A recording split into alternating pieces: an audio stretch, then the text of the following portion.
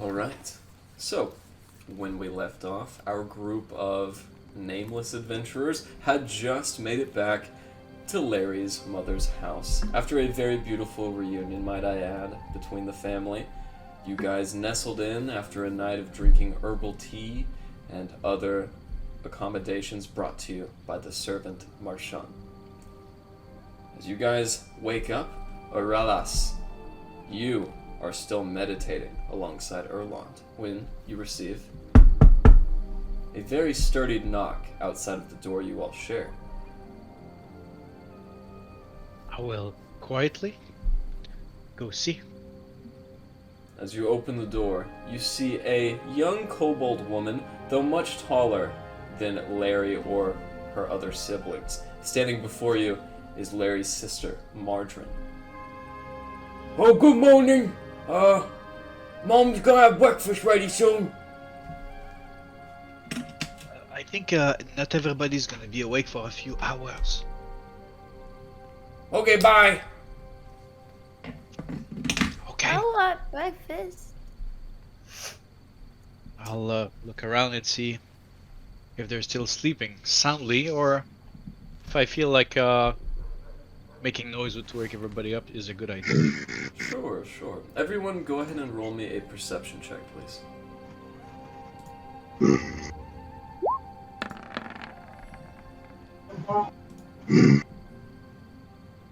Is somebody asleep? What's going on?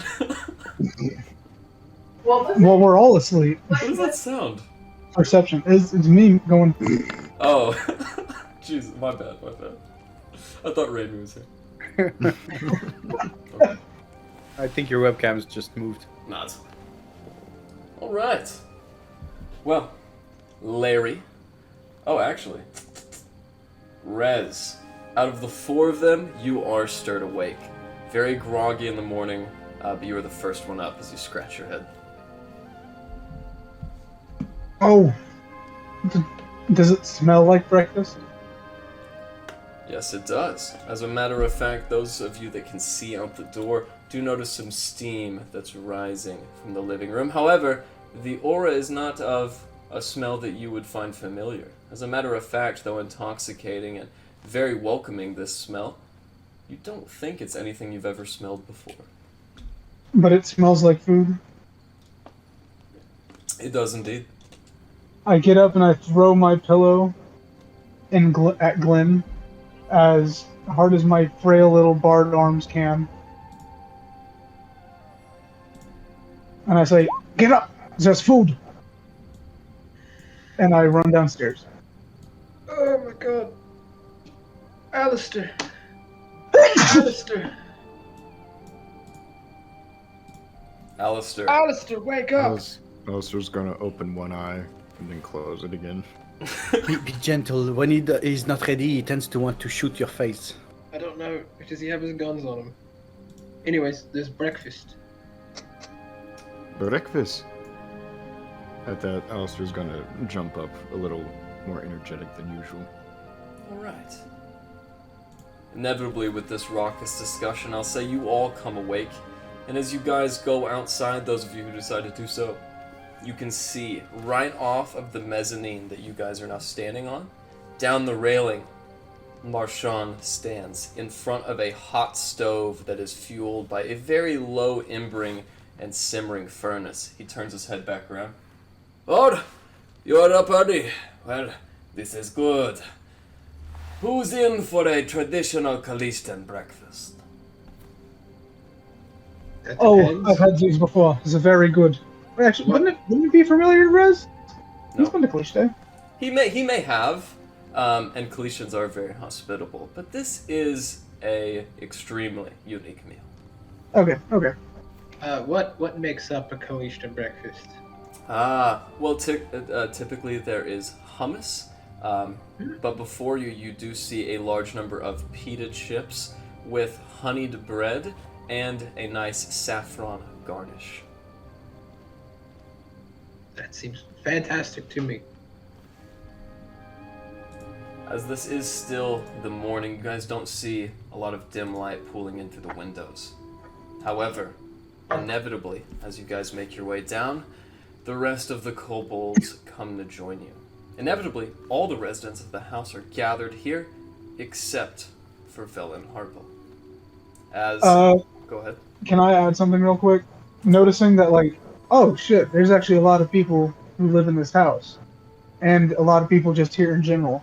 Rez sets up his dulcimer, casts Mage Hand, gives it both of the hammers for the dulcimer, and it goes about playing a song, just some background noise.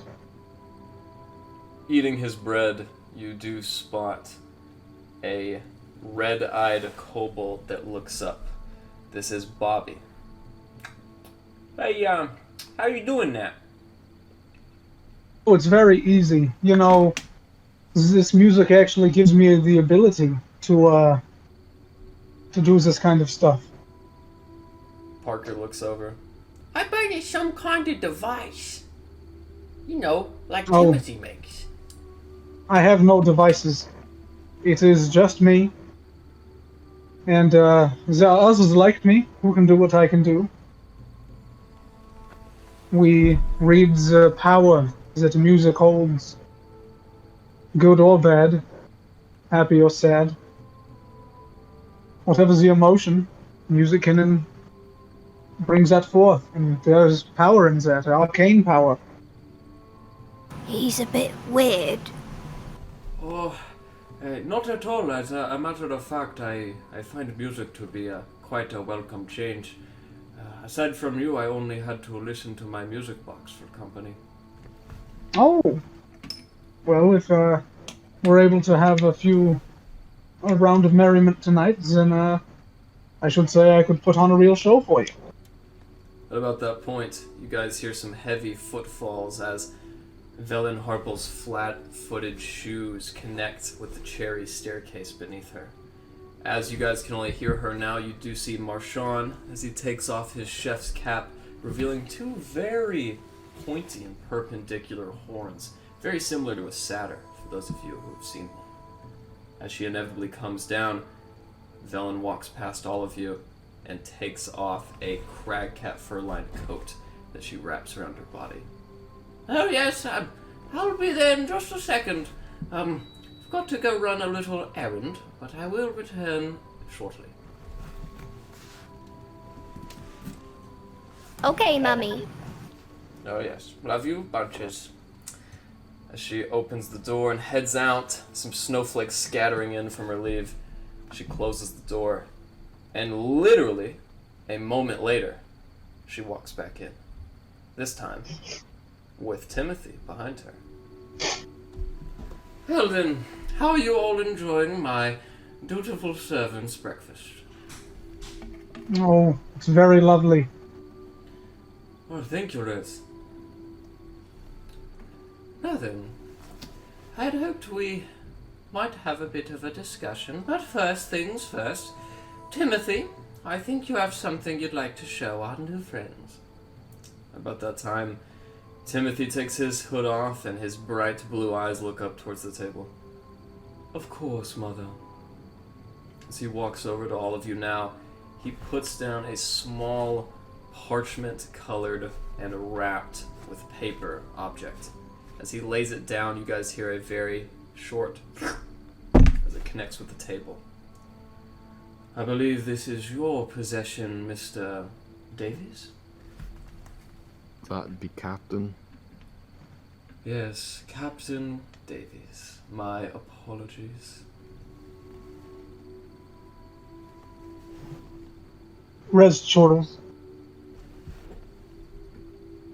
Well, are you going to open it?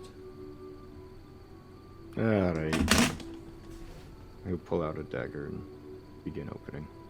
The music becomes a little more tense. As you guys open it and it comes off the side, you can see a very cold but still fresh orcish heart. Aye, that would be my friend right there. Oh yes, what a dutiful friend he was. As a matter of fact, I was looking at the remains of the contraption you built. Very expert craftsmanship, Captain Davies. Hey, thank you. Thank He you. doesn't have a ship. He's a mister. You Is lost that- to a fish. You can't outperform a fish. Well, at least I don't claim to be a captain of no boat. Do we Alistair's really shooting have to Rez. rehash I'm this shooting this Rez. morning? That's it. I'm shooting Rez. Can it be? Wait a minute. Why morning? Tell me, Who my is this? friend Rez. This hummus is amazing. Mm. I'm shooting Rez. All right. This is too early in the morning to destroy this house. As this massive blast of arcane whoop, and begins to expel, you guys watch as the sphere-like projectile blasts out of Alistair's arm, and as it misses Rez, it stays in the air rotating. Everybody, roll me an Arcana check.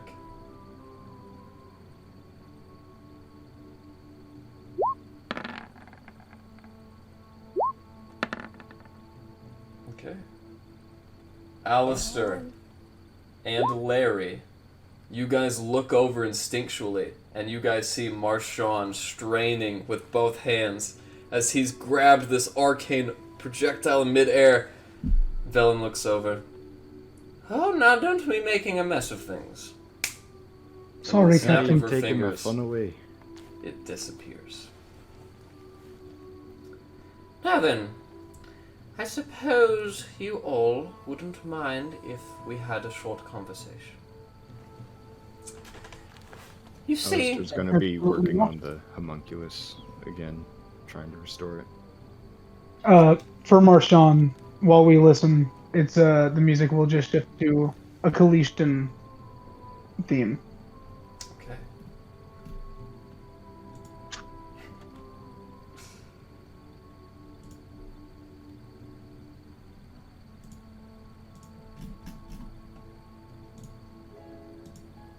As the Kalishta tune begins to play, Timothy takes a big swig of hummus off of a very massive chip that encompasses all of the saffron. As he puts it into his mouth, he begins crunching away.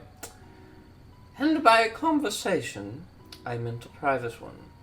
Timothy, please do take your siblings and leave your eldest sister and her friends to me. Why, of course, Mother.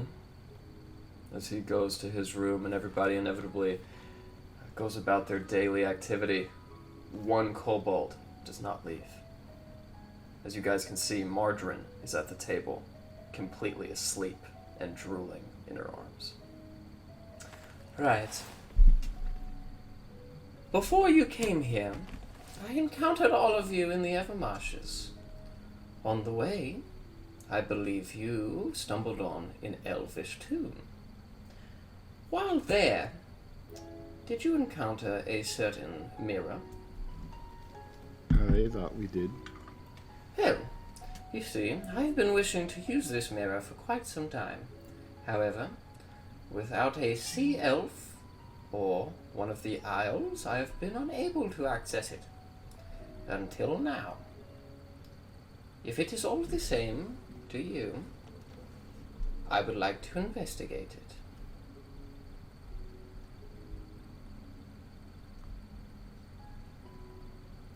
We should keep you company, of course, right? Oh, yes. Stay safely. Indeed, and as a matter of fact, I cannot access it unless a true-blooded elf is at least within 60 feet. Will it hurt? It should not, Axelas. However, Lishana was unable to access it. That is why I am left to your devices. If you could spare the time, I would very much appreciate this favor. Those are With not pleasure. doing much right now. All right. Well, I suppose after you're finished eating, of course, we should be off. As she pulls her jacket in tow, she opens the door again. However, this time, you guys watch as she bends down and picks up a small ball of snow. As she brings it into her hand and humbles it up, you guys watch as it gets colder and colder. Inevitably, She throws it back out, and it disintegrates.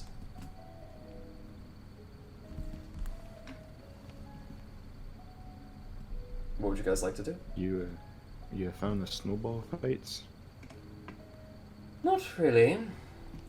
I was just attempting to demonstrate that time moves rather differently in here than it does outside. I'd say since you have arrived, all of you have been here for no more than 4 days. Wait, hold on. No, we spent a night here. 4 days? Does Larry know this? Is this news to Larry? As a matter of fact, Larry, you are aware of this. However, you thought that your mother had fixed this aspect of the house. This is a problem she's been trying to work on. So we just missed 4 days of our lives. Well, missed, enhanced. Either way, you are certainly much younger than you would have been. I was going to say, I think we missed 4 days of other people's lives. That is the appropriate way to look at it. Yeah, that's fair, but That means the Frostmaiden has gotten quite a lead on us. do you have any way of sending a letter? Well, I do possess the sending and message spells. Do you think you could send a message to the speaker of Goodmead for me? Oh yes. Make sure he's doing okay. Rorik Redwater, I believe is his name. Yes, that is true. And I start to give her an accurate description of what he looks like. Oh yes. I have gleaned a few things through the mind of Axelas. Give me just a moment. As you see her sitting there for but a second, she communes telepathically. He said he is all right, and that he has spent a large portion of the gold. I'm not sure what that means. Oh no, he's bankrupting the city. Wait, what's he spending our gold on? Let's not worry about it right now, he's fine. He says it is a surprise. Curious. A surprise. A bloody surprise. I bet it's a statue of all of us. That would be awesome. That would be actually really cool if it was just a big ass statue of all of us. Yeah, I think I'd and it rather says be like, paid. it says something cool like,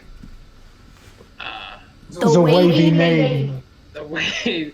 I don't think it'll say that. As much as I'd like it to say that, I think there's a rift. It might say something cooler like.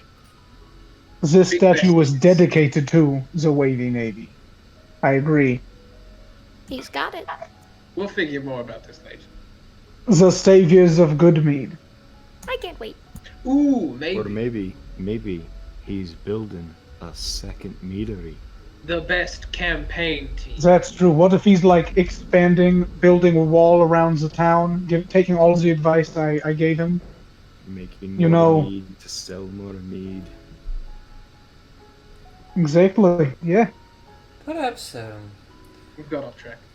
However, by the time we return, it will be lunch, and I would like to have something prepared for the children. As she heads out, what would you guys like to do? I'll follow her, like right up close to her, and just ask. I had a question. How old is Larry? I'm not sure. You're her mother. Yes, well, as you are no doubt aware, Mr. Bartholomew, there is a complicated matter with my family, one that I would not wish to discuss in such mixed company. However, Larry is at least in her 20s. Yeah, hey, Oh. actually, I meant to ask last week, but I know that several members of Larry's family are like quite tall. On how you described them, are they dragonborns? Are they not kobolds? Like, what's their deal? They are all my children and beloved equally as such. That is the end of this matter. Of course. Oh, sorry, we don't mean to strike a nerve. You've been so hospitable. Of course. I have a final question. Since time works differently in your home, how long ago was it that Larry left? Well, For you? by my calculations, Larry has been gone for 2 months. You became a deputy in 2 months? Wait, no, About she's been 2 gone for months you in guys London. for 2 months. Yes. And for you, it must have been, well, something like almost 2 years. Oh my So, god. Wow, For Larry. you, a month is a year. If I stay in the cabin, however, I have been out and about as of late, you know. Time differentiation, it gets lost. Alright. That's... Alright. That sounds about right for you, Larry, yes? 2 years since the Great Blizzard. Does it sound right to me? It does. Yes. Yes, it does. Right here. As you guys venture out, it is an especially cold day in the Dale Lands. As a matter of Oh, fact, sorry. If it's cold, if we're going outside, sorry. as your feet sink in, and unless your name is Rez, you guys feel this very cold snow, even on the outside of your shoes, that seeps in like water. As you guys march with each step, your breath becomes more and more present in your view. Inevitably, you guys walk back to that same elvish tomb where the bodies of the dead druids greet you. Do not worry, Miss Harpell. I have taken care of the druids. Yes, I see that you all can handle yourselves very well. Certainly, you are worthy to have my daughter amongst your rank. As she takes off her gloves, she begins walking to the massive hole in the side of the wall. Oh, would you like to do the honors, Axelat?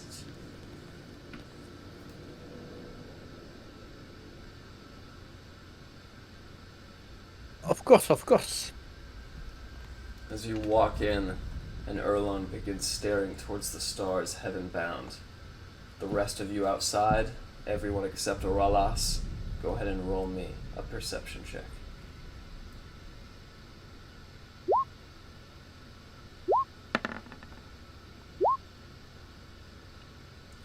Glenn and Alistair, as you turn around, you see a mammoth heading your direction, on the back of which is a very familiar Goliath.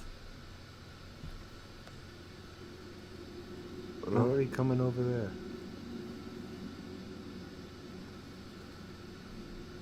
Do they like us? Ooh, Rory? Yeah, Rory and Manny. I have no idea.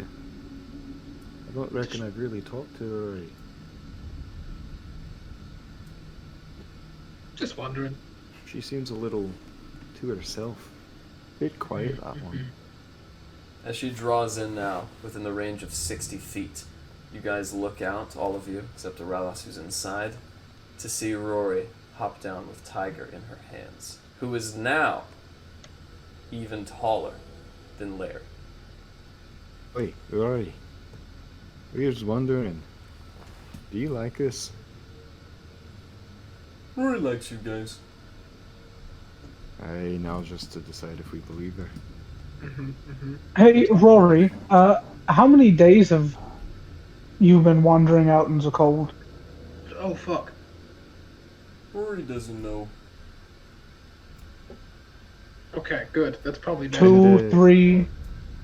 Just, you know, take a Can guess Elrond here. ask the How name? many days would you wander before you gave up on us and decided we abandoned you? Rory would wait 2 moons. Ah, 2 moons, right? That is how long fair. Rory goes without eating. Is that so? Have you eaten, Rory? Yes. Okay, good. You must be What? a bit famished quite often. Rory has to pee. Okay, carry Alright, on. alright. You tend to that. Axelas, As you go into this ruin now, you see light emanating from a long, curved hallway that spans back into the tomb. On the walls around you are these wet-appearing obsidian-carved entryways. As you make your way past the smooth stone, you can see at the back of the hallway is a huge yellow glass pane. Behind it are etchings of stars, the moon, the three suns, and other constellations that would be visible from the Dale lands. As she approaches, ask the mirror where Auril is located. I will get closer, and I feel like somebody's gonna laugh at me or something. Mirror, where is Auril located? You hear a voice inside your head. It speaks in Elvish. What would you like to see?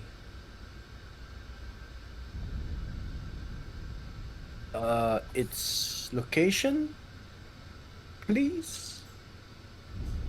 I can show you that which you have already seen.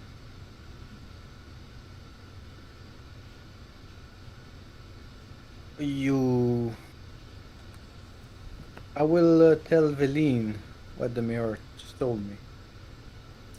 Now ask the mirror to show you Bryn Shander. Please, mirror, I would like to see Bryn Shander. Immediately, your consciousness is swooping at a nauseating pace. As it rests over the top of Bryn Shander, you can see people going about their daily lives. However, the amount of people in Bryn Shander has quadrupled since the last time you were there.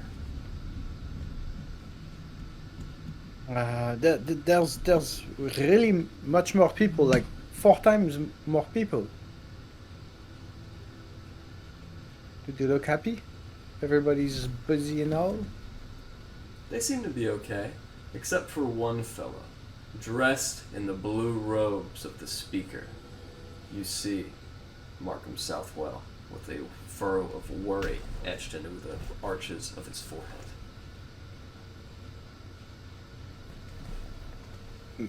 Mirror, can I do telepathy through you to somebody in Bryn Shander? I can show you that which you have seen. What would you like to see?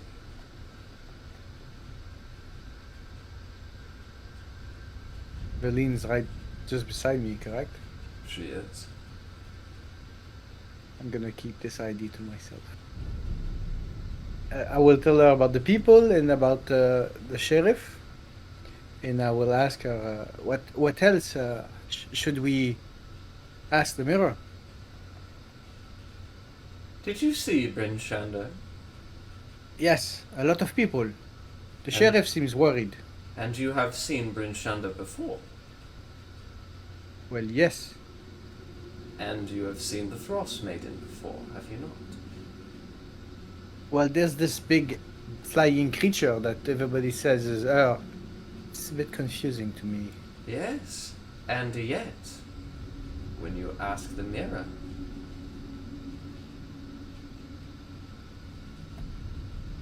Give it a shot, Axelas. You want me to ask the mirror to show me the creature, correct? Just say the Frostmaiden. Who knows what'll happen? Well, of course, this is mysterious. Please, mirror, show me the Frostmaiden. I can show you that which you have seen. Fuck. And what did the mirror say this time? I don't think I ever came across the Frostmaiden if it's not showing. My point exactly. Whatever that thing is, I have requested similar demands of my own magical items to no avail. I think there is something afoot that smells rather foul. Which would be blocking the power of the mirror, or? No, the mirror is working just fine. I don't think that creature is the Frostmaiden. You mean that's not the Frostmaiden? I have never seen the Frostmaiden according to this mirror. However, I know accounts match. No, whatever this being is entirely different. Well, Alright, that complicates some things. Could you, Arlas, could you describe the creature? Like, could you see what yes. it is right now? Ask to see the creatures that we've been seeing fly around. great idea. Show us the Danger giant system. flying creature that is menacing. Once again, your consciousness swoops at a nauseating pace. This time it takes twice as long for it to slow down over an image, but it does so. Flickering and not quite clear, your eye is scrying over a large fortress. Etched into the mountains, you can see this large fortress has two massive doors atop it. As they slightly open, you see the face of the owl approach and look at you. I want to see really fast if I see any star or the position of the sun You do not. to get. And unfortunately, at this time, as this is just a little bit farther than your most recently seen location, the vision ends. There's a big castle. I could not locate it very well, but there's two big doors. And this castle, was it etched into the mountains? It was correct. It was. It was. This is rather interesting indeed.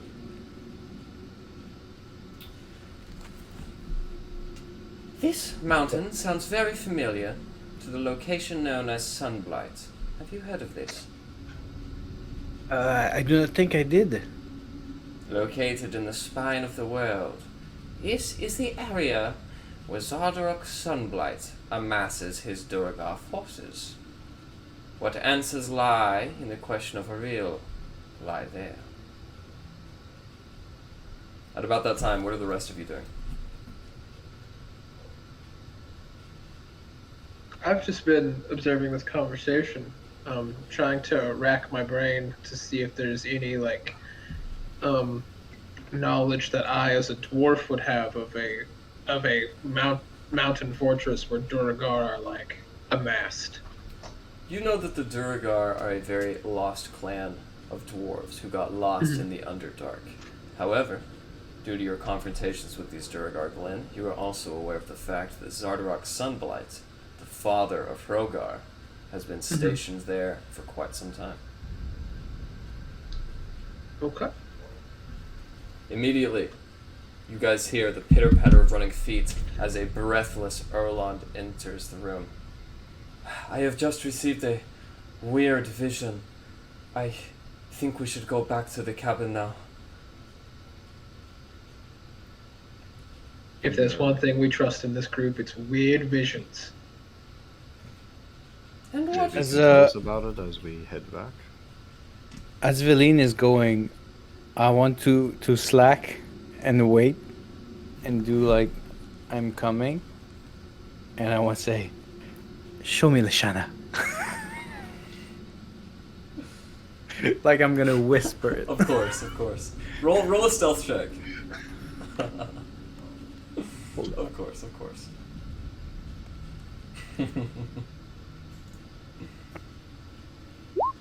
21. No, that's pretty good.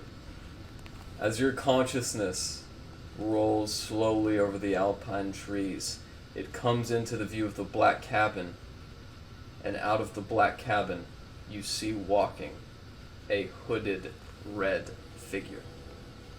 As the red figure walks out of the cabin, your consciousness goes to the window. As it pushes in, you do see your wood elven / high elfen friend Lashana. As she wraps herself in a towel after bathing, you see that she has just started her pallet for the morning. and has begun painting small stars over the landscape of the Feywild she's been working on. This is the hottest day in the Dalelands for me. And the red hooded figure outside, would I recognize my mentor, or am I understanding wrong? At first, you think it is Dazan, but as your consciousness draws further and with the magical scrying, this figure looks to be much smaller. Okay.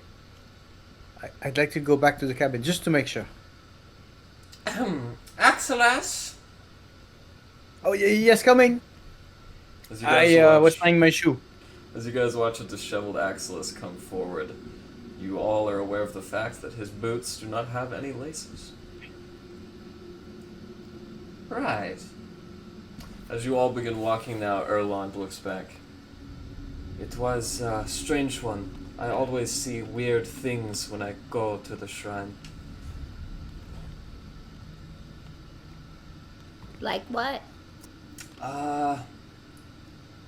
I hate to ask, but, do you have, like, a magical item that glows really bright, Larry?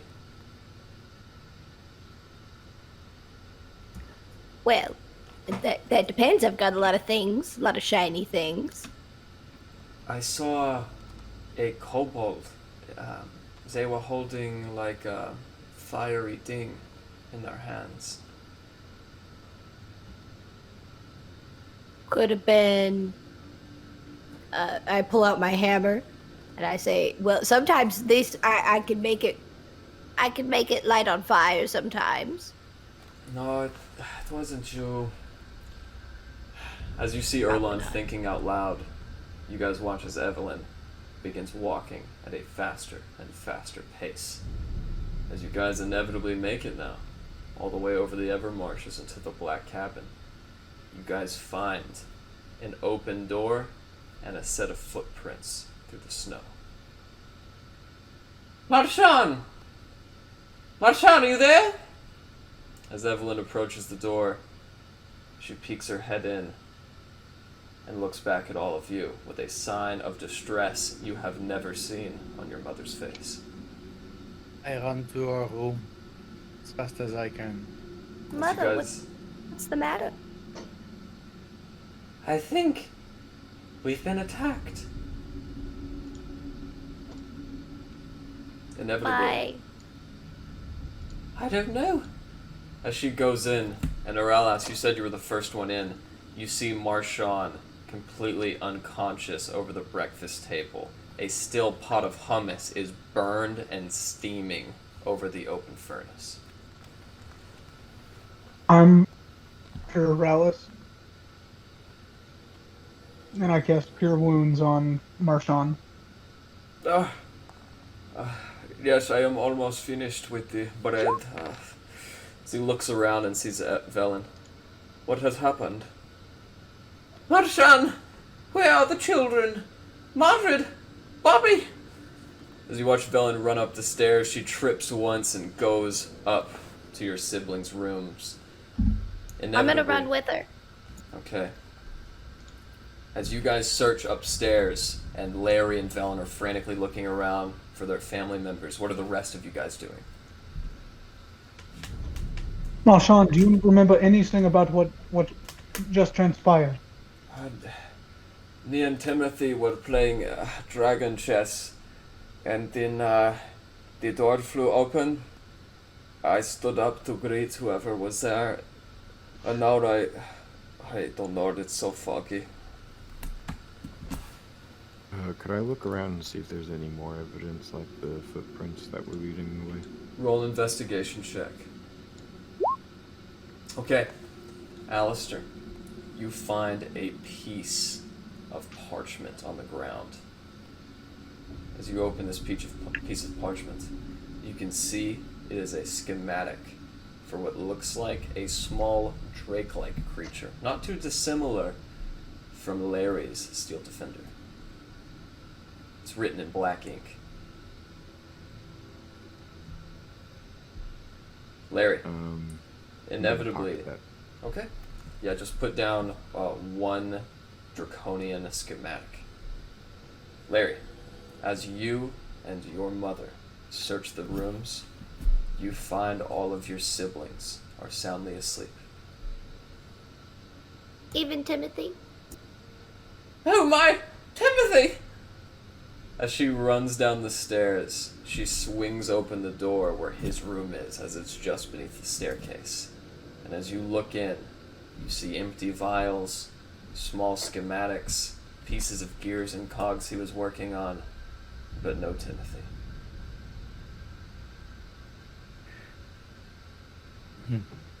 I run to a room. Oh, Auril, goodness, we could. This is the. Let's go back to the temple. Show us Timothy, right? Well, I wanna see if she's there first. I'll be right back. And I'll run What? upstairs. What? You, I'm gonna go upstairs. you show me where my sibling is! Marshawn, where is Timothy? He's gone! Axelas, as you make your way up the stairs and burst through the door, you see a very perturbed Lashana. Oh, what's going on? Oh, this is good. Thank the gods. I'm gonna do a prayer tonight. You please put some clothes on. The warmest you have. We need to bring you with us. There's been something happening. Please do it fast. I will close the door. I'm staying right on the other side of the door. I close it. And I say, we're coming, just a few seconds. She's here. We're okay. Everybody is okay here. Inevitably, she draws out again and pokes her head through the door. This time, however, she's wearing a purple satin vest that stops just below her midriff, and she also has on hide boots that go up just past her ankles. She looks out. And why should I leave? This is the safest place for me to be right now. Maybe not right now. Let's just be very careful. I'd rather you follow us from afar. She hears me faintly screaming downstairs. Timothy! We have a kobold situation. Please just follow us and don't go out of my sight. Please. Make a persuasion check. Yes, I will. That's not the one. That's the one.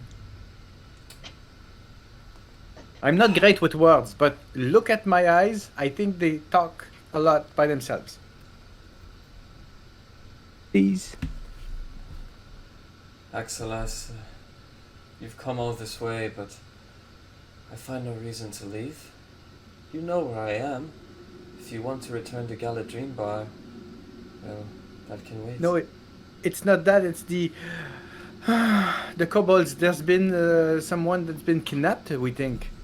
I'm not lying. Come downstairs, everybody's gonna tell you, and I think with the force of our persuasion as a group, you will want to come with us safely. She shuts the door, but just to take the deadbolt off, and inevitably comes outside.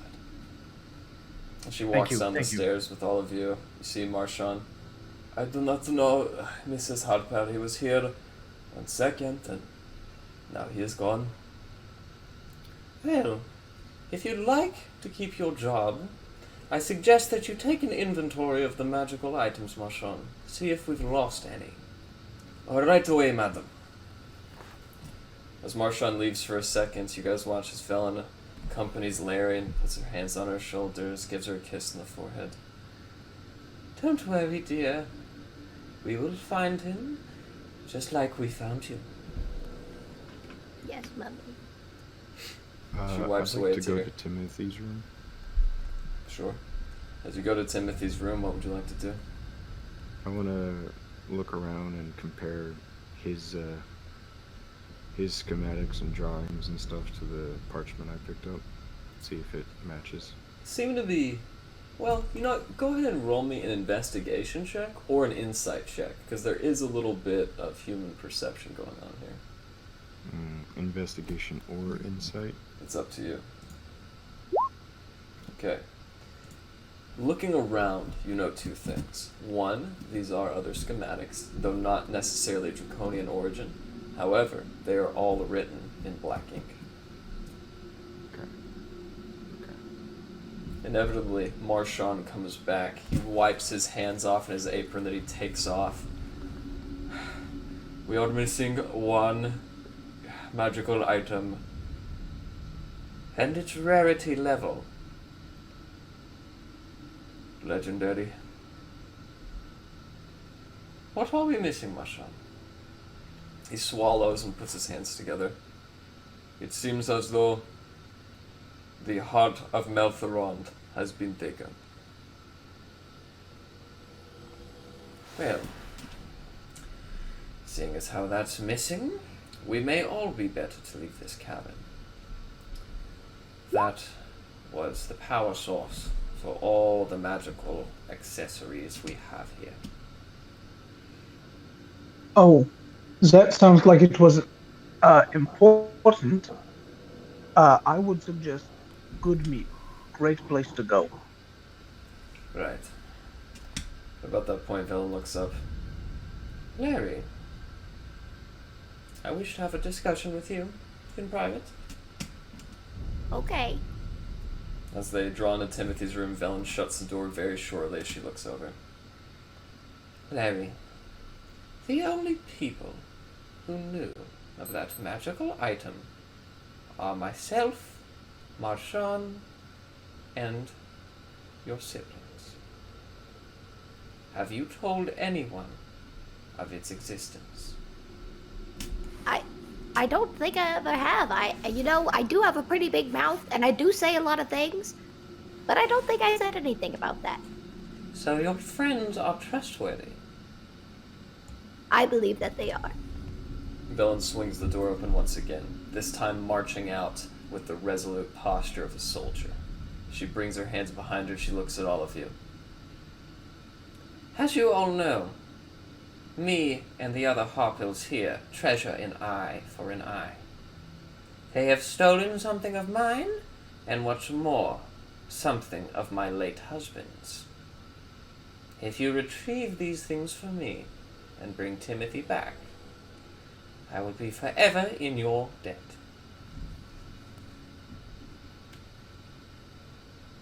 Alright. Well, of course. We won't let you down, Mummy. Let's start following those tracks before they disappear in the snow. Does 23 Arcana give me any more insight about the power source? No, it does not. All you have heard is the heart of Elrond. However, you do know that Elrond was the name of a once powerful wizard. Okay. If you'd like to discover details about the item, feel free to ask Velynne Harpell. Well, I think I'll just follow along. How do we recognize this piece? Is there anything special on it? Yes. It is the heart of a red dragon, complaced in axum dust that glows and emanates a golden hue. Unmistakable. Okay. Great. Do you know anyone who would take it? Yes, but he has agreed to leave us alone. Is his name Dizan? Would you know that? He is indeed. He has come here a number of times looking for a certain elvish woman. However, I've turned him away at the door upon each opportunity. I am in your debt. Thank you for that. We are all reliant on each other. Now then, it's growing much colder out there, and my heart is away. Okay, I have an idea. You go first. I have a question for Erwin. You want to go over that vision again? Yeah, I saw the Frostmaiden, and she was perched on a bunch of rubble. My vision went close to the rubble, and I saw that it was here, and that she had destroyed the cabin. And wasn't there something about a kobold? Oh, kobold? No. No kobold? holding something bright. Oh, that one, yeah. It was a little guy with a red hood. That's all I can say, really. You think perhaps Timothy could have been carrying this heart out of here? Of course not. I'm not saying necessarily of his own free will, but Do you think the mirror is Well- our best option right now, or should we just? I say yes, exactly. We The mirror? asked It's the mirror to possible show he us- could have left the heart. I think we should follow the tracks before they disappear in the snow. Okay, how about we split up? Alright. A few of us go to the shrine, the grave, whatever it is, and look at the mirror and figure out where Timothy is, what he's Right. around, and all that. And then the other half of us will follow the trail, therefore making a new trail that the others can come back and follow, and we can all meet up again. Does the mirror work without the heart? It will indeed. The mirror is of its own origin. However, we will soon lose heat to the house. We must go quick then. I'll follow the trail if anyone wants to I join. will go with Aurelius to gaze in the mirror. Okay, I think we're gonna have to kind of. It's gonna have to be a bit asymmetrical, right? Like who goes where. So do we want more people following the trail, or do we want more people accompanying RLS to? More people following the trail. But I think follow if the the trail. mammoth goes to the trail, it's going to be very easy to follow. The mammoth will be behind a trail, so maybe Larry will follow Erlon could come Mummy. with me. Okay, you two go check out the mirror then, and then just catch up with us. Does that? Can you do that? Sounds good. Larry, I must stay here. Your siblings need me more than ever, and, well, with Marchand's missed opportunity, I think that I am best suited to remain. Are you sure it'll get cold? It will, but I have some tricks up my sleeve. At about that time, a big roaring fireplace opens in the side of the wall. Okay, so Allow. Leshana, Okay. please stay safe with them. I think me and Rez can handle this one very easily. We'll be faster with two. Make up your mind. I'll follow Well- the trail. Things are happening so fast. Would you like to have my short bow and some arrows? That would that actually a be good idea? nice, yeah. Yes, so I will give her my short bow and my 20 arrows. Thank you for this. And she tries to kiss you, and then you can tell she changes her mind at the last second and just kind of gives you a hug. It's okay, I'm very clumsy with those. But the way she looked in the mirror, oof. Okay, I'm ready to go. Me and my broken dreams and hopes. Be well. And if you make your way through the Evermarshes, pick up some of the yellow fey daffodils. If you brew them in a tea, you'll be able to make a health potion. Okay. Farewell. And if you spot Timothy, just contact me. And she gives you back the purple orb. Or alas. Okay. We're ready to go, my friend Rez. I shall hear from you shortly. As we walk, I'll tell Rez that I have this On very the nice road ability. again. Can't wait to get on the road again. Oh, this is warming my heart. I don't even feel the cold when you're singing. I have 90 feet thunder step, so I will tell you a bit about this ability. If there's any danger, we can jump beyond it. Oh, well, that sounds good. We'll just stay close together then. It's noisier than your drums, though, so we gotta Oh, use it. well, sometimes my drums can be very loud, as you've seen. As you guys have a rather pleasant journey, you inevitably find the mirror still sitting there. Erlond has joined you as well. I will try to get another vision. Enjoy the mirror. Of course. A mirror, please show us Timothy the kobold. Your vision is hurling across Icewind Dale, and as it comes to a rest, it is transfixed on what you believe to be the Frostmaiden. As the Frostmaiden flaps her wings, you watch this play out until your vision fails. I will relay that to the guys. But I did not see Timothy. That's right. It showed you what you believe to be the Frostmaiden instead. Curious. Oh my god. Maybe she... The all... Is Timothy transformed, or maybe she... Oh no. Such a small kobold. That's not even a... What are you seeing, Aurelius? Well, I saw the bird again. That fucking bird. Was there any trace of a Timothy is bird listening to outside? it. Well, the giant flying creature. Which is not the Frostmaiden. Okay, yes. So Timothy has been captured by the creature. Well, maybe Timothy is the bird, or maybe Timothy is inside the bird. Oh, Larry's gonna be so pissed. You didn't actually see Timothy. Well, no, just the flying creature. Okay. I'm just gonna throw this out there. I've never seen the Frostmaiden creature and Timothy in the same room at the same time. Well, you've never seen me and Helm beside one another, but that doesn't mean I'm a god. You know? Yes, I have, by the way.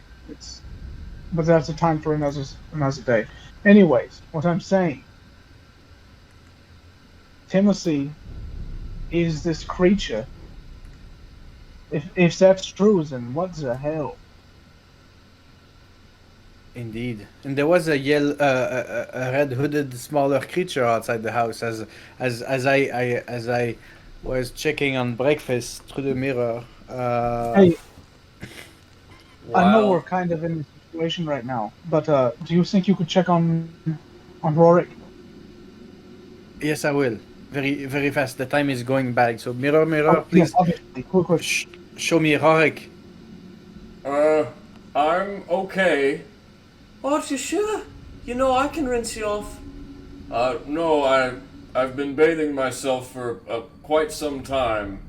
Oh, it really won't be no trouble at all. I won't even charge as much as last time. Guards! I will relay that to my friend Rez. Was that the succubus, or am I mistaken? He seems to be in good hands, like Fluffy. Oh, so that's fine. I feel like this mirror is giving me all kinds of hints at what's going on in everybody's private parts of life. And in private parts, I mean private parts. Now then, Okay. as this is He's transpiring, Team B, the rest of you guys, went after the footprints. Even after being inside the house for what little time you're there, you've noticed that time has slowed, but not nearly as much as it had before. As you guys come out, you can see some fresh fallen snow in the footprints, but they are still legible. Go ahead and make me a survival or nature check, anyone in the group, to see how well you're able to track these steps. Us or Hell them yeah. to catch up? Hell yeah. Ooh, Alistair with a natural 20. You guys follow the tracks. Even when they break out into the Evermarshes, you can detect Alistair where they've crunched down in the leaves, therefore disseminating the path of the tracks. As you guys follow the tracks, they march on and near the Elvish Tomb. However, instead of going right like your friends, they dart left. As you guys draw to the left, you see a very interesting sight. There the footprints end. However, they are joined with another huge set of tracks. These tracks will require you to make another nature or investigation check to disseminate their nature. Determine. Disseminate is a weird word. Okay. Alistair, you see these tracks. They could be a troll, they could be a mammoth that's misshapen. However, Glenn and Larry, you both know these are the footprints of a dragon. Oh, no. fuck. Oh no. Oh, Oh, fuck. we're doomed. We're fucked. Yeah, we're probably Oh, fucked. whoa. Just kidding. I'll kill it. Oh, Maybe. woe is me. Alistair, it's a dragon, by the way. It's a dragon. We're dealing with the dragon. I've been waiting for round 2. Right. Oh, man, is this my fault? Did I do What did you this? do to deserve this? What did you do? I don't know. I brought us to the boat. There was a dragon. We beat it up. Don't worry, Sort Glenn. of. It beat we'll us up. forgive you. We'll forgive you eventually. Eventually. We really gotta save this kobold, guys. We gotta go. Glenn, Larry, and Alistair. Roll me a perception check. Absolutely.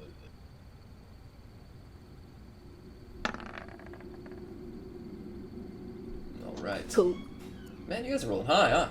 Glenn, as everyone else is investigating this track along with you, you immediately identify it and then look up to see the massive owl creature flying at an incredibly low pace as it swoops over the three of you. I need all of you in Team B to roll me a dexterity saving throw. Of course. Rez and Axelas. Jezik, you guys watch as... we'll get to that. You guys watch as Elrond runs into the ruin. She is coming.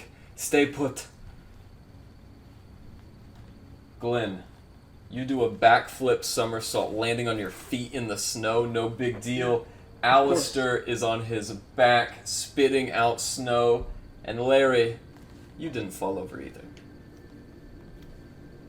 As you guys wait for a moment, you hear some noise outside that sounds like a massive train being brought to a screeching halt.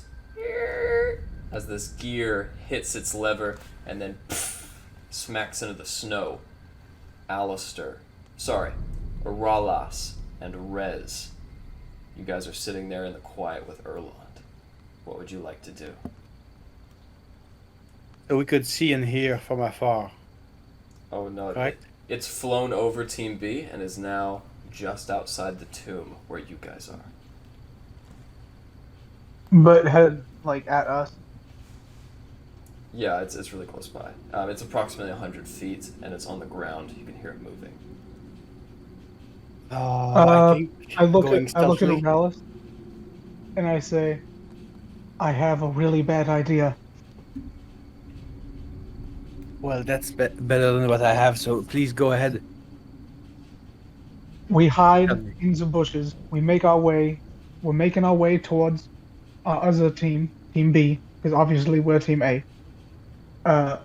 So we make our way, and then as Frostmaiden is flying over us, we hide in the bushes, and I play some drums. And Well, you've seen how loud my drums can be. okay. I like the hiding part, and I like the stealthing part, and I think maybe a thunder step would be needed at some point, but let's keep it stealthy for now.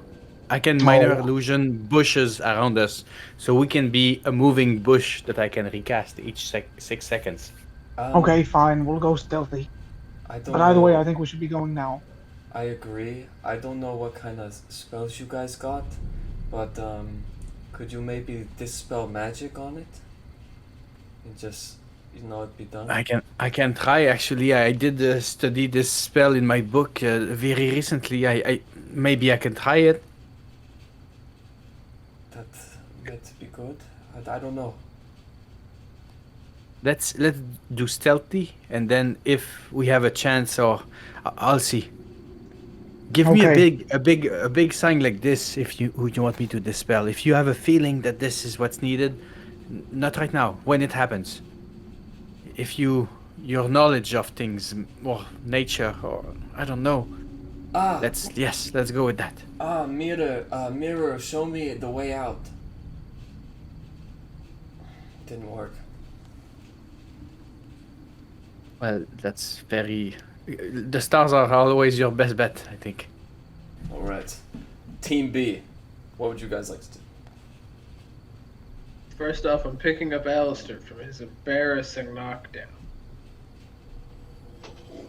Second, Once I get my feet, I'm gonna shove away from Glenn, because I had it. I'm fine. Leave me alone. we saw the creature fly over us, right? Yeah, We saw that It looked to be flying westwardly towards the tomb. westwardly. Okay, I'll pull out my sword and I will point in the direction that I saw it travel with my sword. And then I'm moving. I'm going. I'm In gonna that follow direction. behind, turning my arm into its cannon form and following right behind Glenn. I Team will A. casually come along, riding upon Erwin. Okay. And Erwin is a very mighty steed, especially when it's so cold out, Lara. You enjoy riding on him in this way. The rest of you, you guys are terrified by the next sound you hear. Team A, as the plan is about to go into effect and you're about to sneak out of the bushes, you hear a sound. Oh, nice to meet you. I'm Rory. Is that to us? No, other team. No. Oh, dang it. Just to Team B. Rory, Okay. get down. Hold on. She's talking to us or the thing? You don't know. You just hear her voice, and you see her looking off into the distance. I follow her eye line after telling her to get down. As you look, you can see the Frostmaiden sits immobile, and 4 to 5 Duragar are surrounding her. As one of them looks back, she puts on a heavy jacket and walks over. It is a pleasure to meet you, Rory. And they begin having a conversation. As they do so, Wait, one of the Duergar with Rory? one of the Duragar is speaking with Rory. That's right. I stand up. Okay. Where are you right now, Rez? I stay hidden because I'm bad Yeah, with I thought words. we had hidden in a bush. Oh, I didn't know you Along- guys. I thought that was the plan. I thought you guys were still in the ruins. If you guys would like to sneak out of the ruins into the bush, go ahead and roll me a stealth check.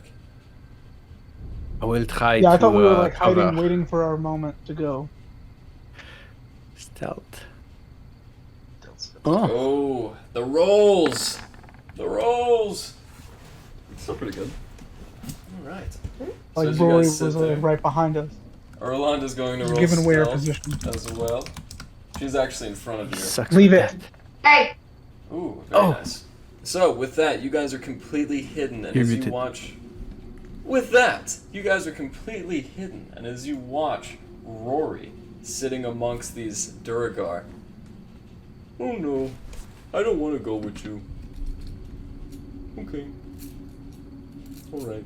But we can see the Frostmaiden, right? Yeah, and strangely enough, it just sits there before you all. I look at Auril, and just subtly into frame, my drum comes up into the picture.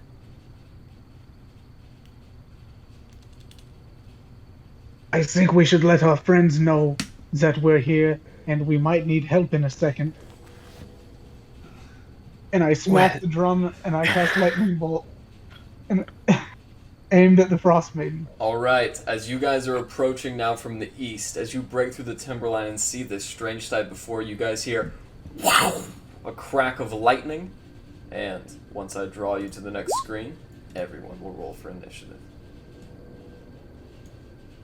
Alright.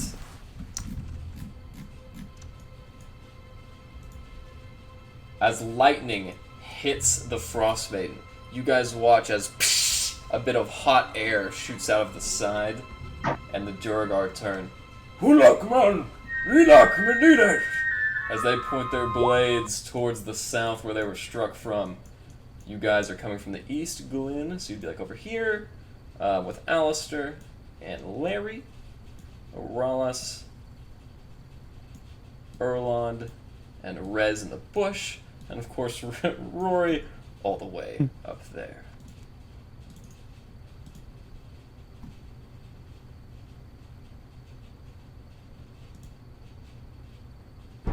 I brought out my steel defender too. Yeah, so I feel like I would have, or else, and I would have been in the same one. Oh shit. Oh fuck, what have I just done? Right. With that, everybody, roll for initiative.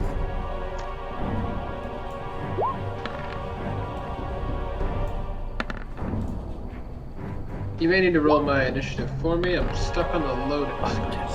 Sorry about that, my friend. Yeah, you're good, you're good. You're fresh.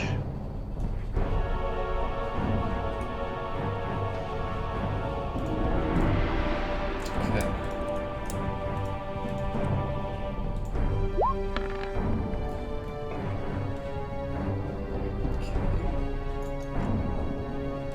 Am I intelligent enough to understand that this could be a artificer build structure flying around, or is that too?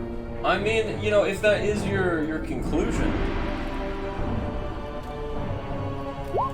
you're a smart guy. I mean, you are the wizard of the party. Yeah. Right. Okay. I just don't want to assume too fast. That's okay. Assume away, my friend. With that, it will be the Frostmaiden's turn first. Oh, actually, I believe Aurelas has a higher dex. Aurelas, what would you like to do as Rez's lightning bolt extends forward? And you know what, Rez? Since you were from stealth, go ahead and cast it.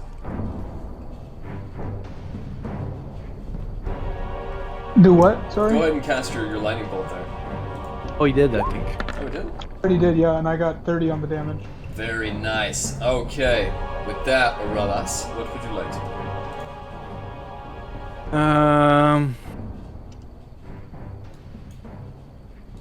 Okay. Shit.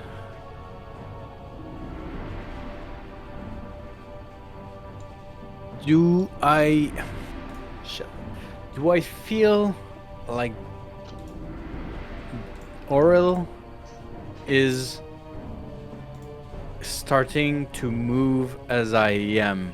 Or, you know what I mean? Is that more a...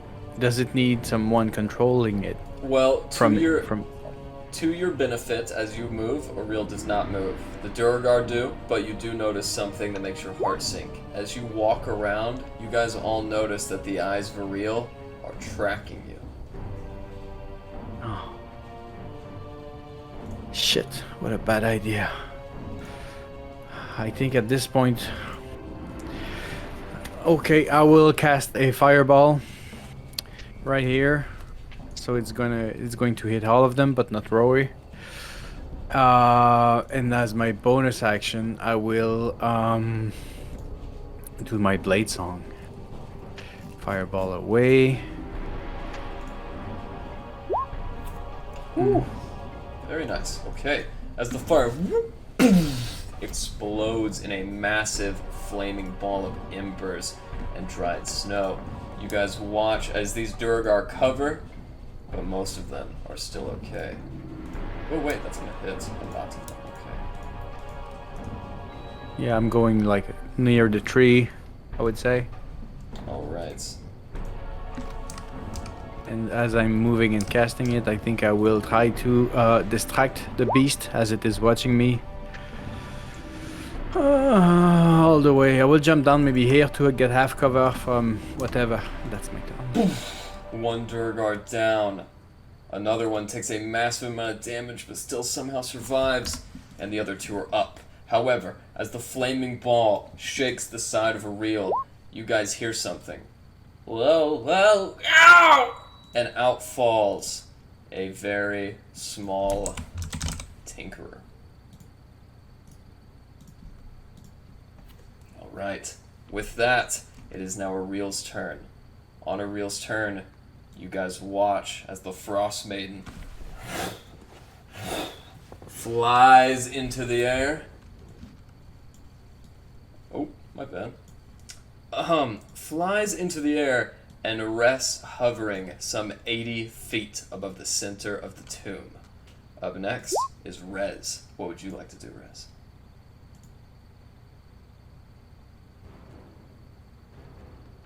You said she's 80 feet. That's right. No. In our What's souvenirs, keeping did that things? creature attack anything? Did we see it attack anything? You did not. Well, damn. Why Rory gotta be right in the way?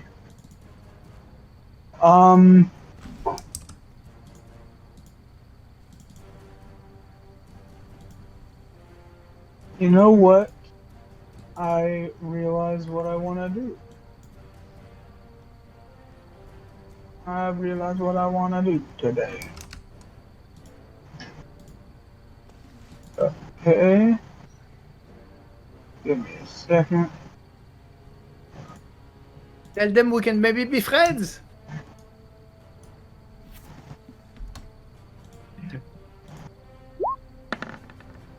Okay. Now, if I position this just right,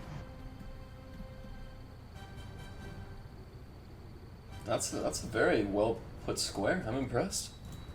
I can get all of these guys.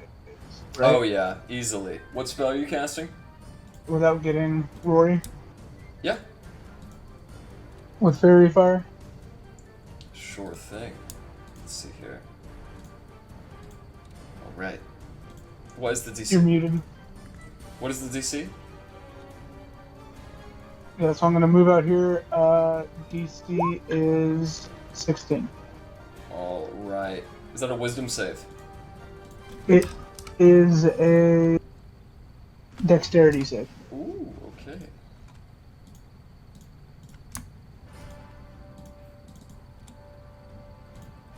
Gotta love this spell, man. Alright.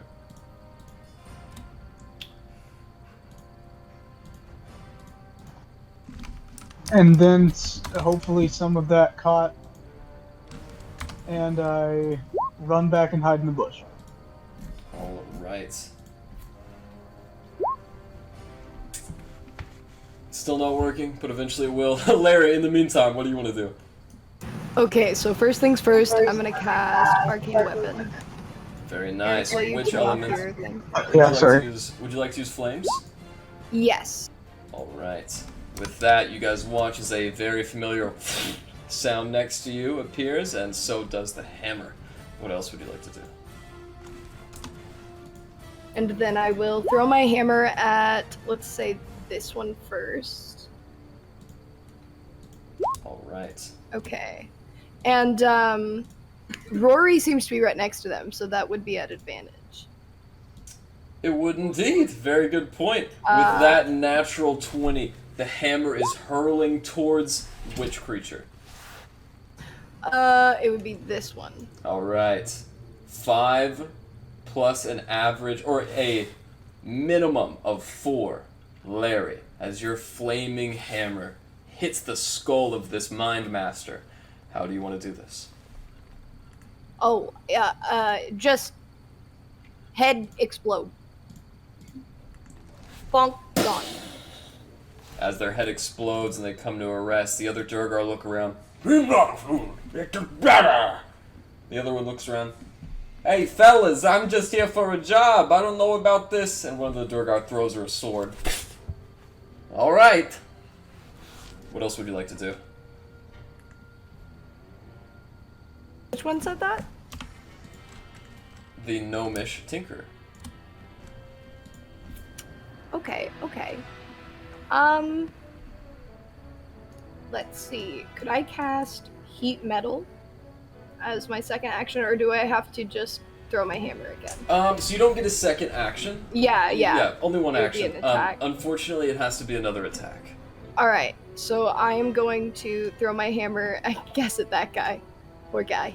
Okay. Poor guy. That hits again. The rolls today. Another woof, woof, woof, flaming hit onto him. And Wow, with that extra okay. 4, dealt a ton of damage. And that will end my turn there. Does he also die? No. He took some damage. Hold on just a second here. Alright. Yeah, Larry, for whatever reason, that dropped your health down too, but I fixed it. Is your turn over? Yes, it is. Alright, it is now the Duragar's turn. The cleric, who has Fairy Fire, is going to run 5, 10, 15... Excuse me. 20. As she runs up here, she ends her turn at 30.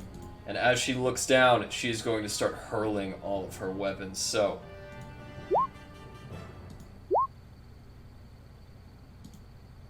Larry, the first javelin is at you. As she flings it with sudden speed, does a 14 hit. That meets my AC. Alright, it does hit. Larry. Oh no, that don't work. That don't work. Never mind. So yeah, unfortunately it's not close enough. Larry, you take 8 points of piercing damage as Glenn, you were helpless to watch Jared hit her in the shoulder. Glenn, as your concern switches from her to yourself, another javelin flies, hits you in the chest, and sinks through your armor. With that natural 20, Glenn, you take a total of 12 piercing damage. Okay. And with the third, Alistair does a 21 hit. I'm going to cast shield, so no. Alright. In that case, as you cast a shield, you send the javelin to the ground, and the Durgar, "Whew! Look at me!" As she points to all of you, her friends begin to bound up the hill. As this one crosses 5, 10, 15, 20, is going to get right next to you, Larry. As you watch this Durgar grow in size, it brings down a massive war pick. Am I close enough to counterspell that? It's not a spell, it's just a trait that the Durgar possess, unfortunately. Oh, Larry, no. Oh, I'm done for. if your AC is 14, Larry, then the 23, the 16, and the 18 will have hit. Larry, you take a total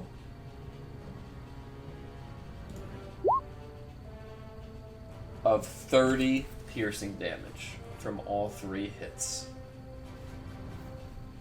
As the Durgar's turns are now over, what is Orly doing?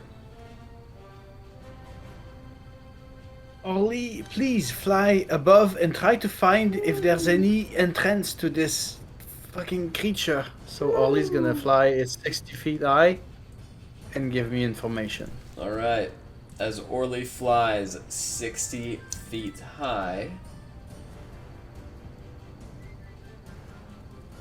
Orly must make a DC 16 dexterity saving throw. He's got that. Should not have told you that, but that is the DC. Wow. As you guys watch Orly fly up into the air, the Frostmaiden's mouth clicks open. As it comes all the way clean, a laser of yellow energy burns the tail feathers off Orly, but Orly evades. It's my bird.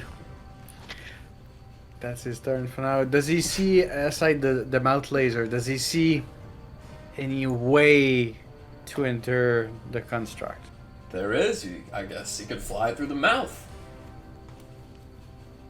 Okay. Okay. That's my turn for early. Up next, Alistair, what would you like to do? Alright, first of all, I'm moving up onto here. That should be all my movement. And then from up here,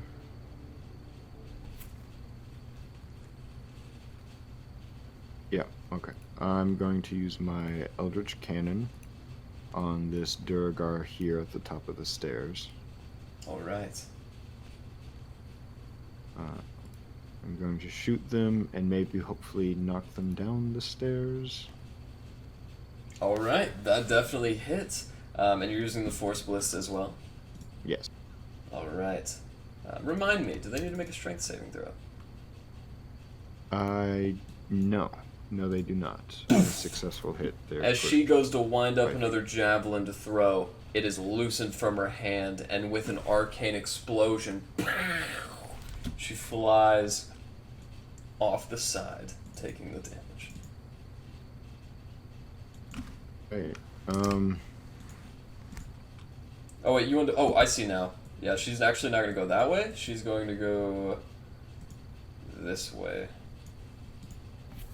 There you go. Alright, nice. Give her a tumble down the stairs. Maybe That's a couple right. extra bruises. Yeah, very comical. Think like Mr. Bean. That's what you just witnessed. Absolutely. Alright, and then... yeah. Alistair's going to turn his attention to Auril. And...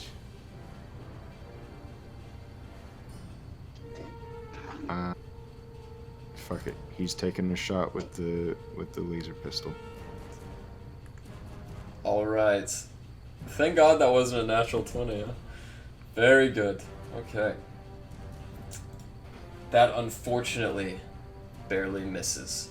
As you bring it up, you guys all watch this red laser move across the sky slowly, and Auril picks up a wing as the laser penetrates. As the laser penetrates that very thin portion, you guys watch the image of Auril flutter for just a second before it retains its former visage. Alistair, what else would you like to do?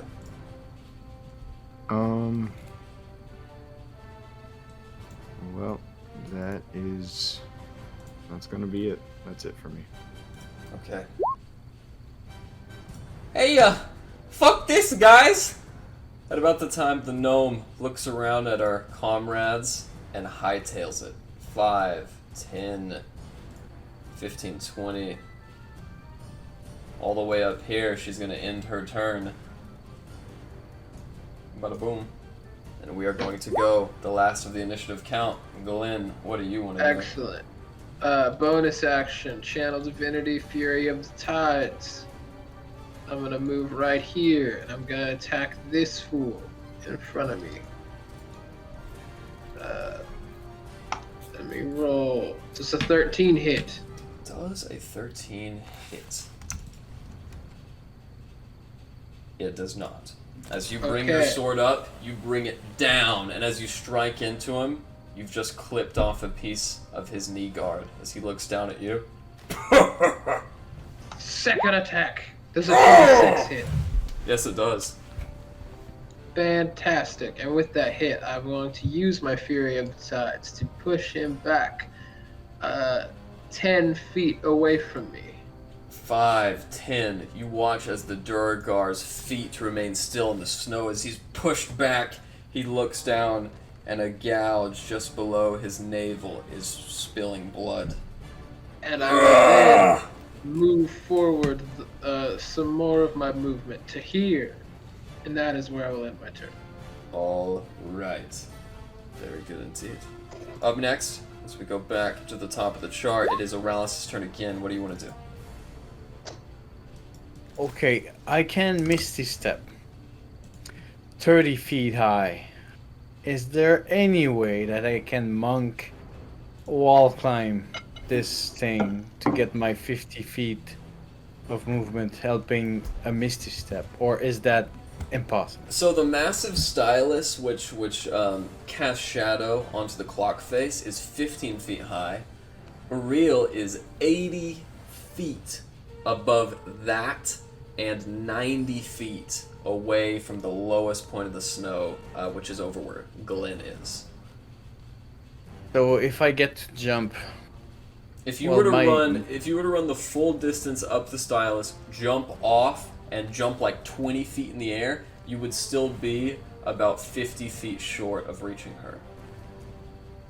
Well, that is okay. There's something else I practiced. I think Thunder Step for 90 feet would solve it. It may. I cast a spell. We shall all discover.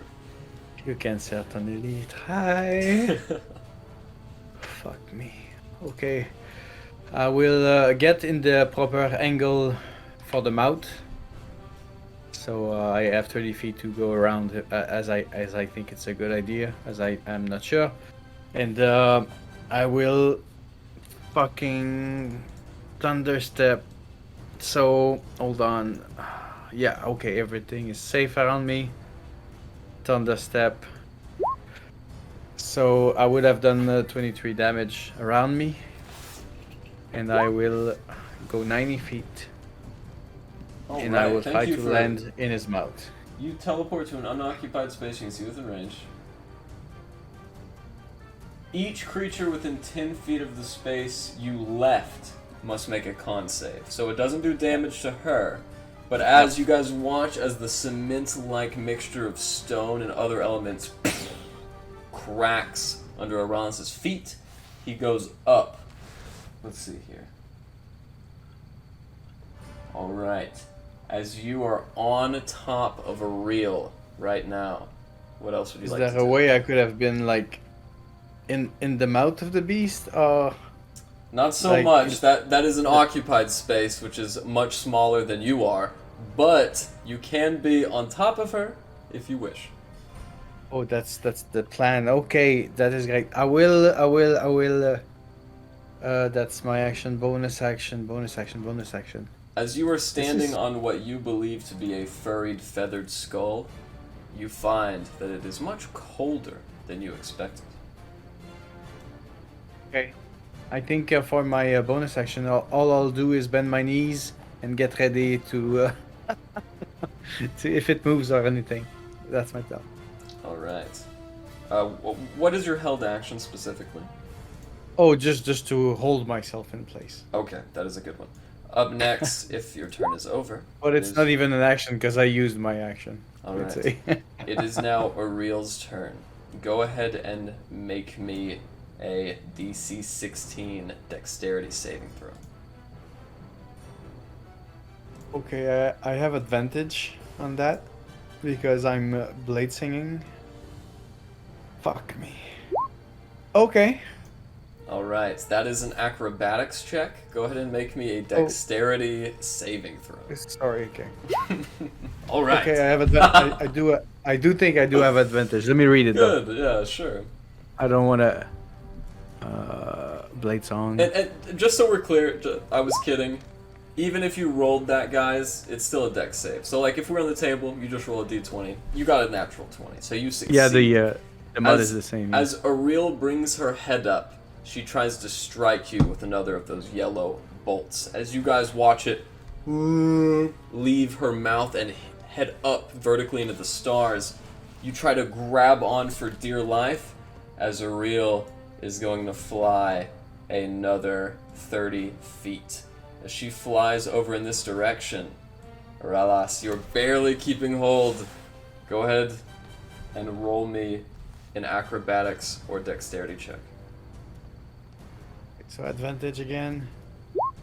Okay. Alright, you maintain your hold on this creature. As she flies around, she cannot lose you. With the rest of her turn, she's going to fly all the way over here, at which point she runs out of movement, and we go to Rez's turn. I do apologize for any dog barks that may occur. You are I'm forgiven. having to keep her occupied with my foot. Okay, so she just fucked him right off.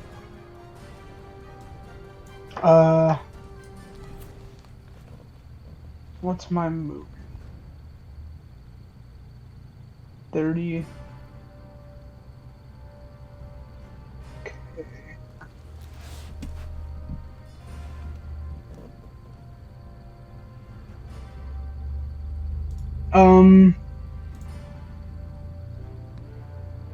I'm gonna run up here and take a shot. Fuck. And I'm gonna take a shot at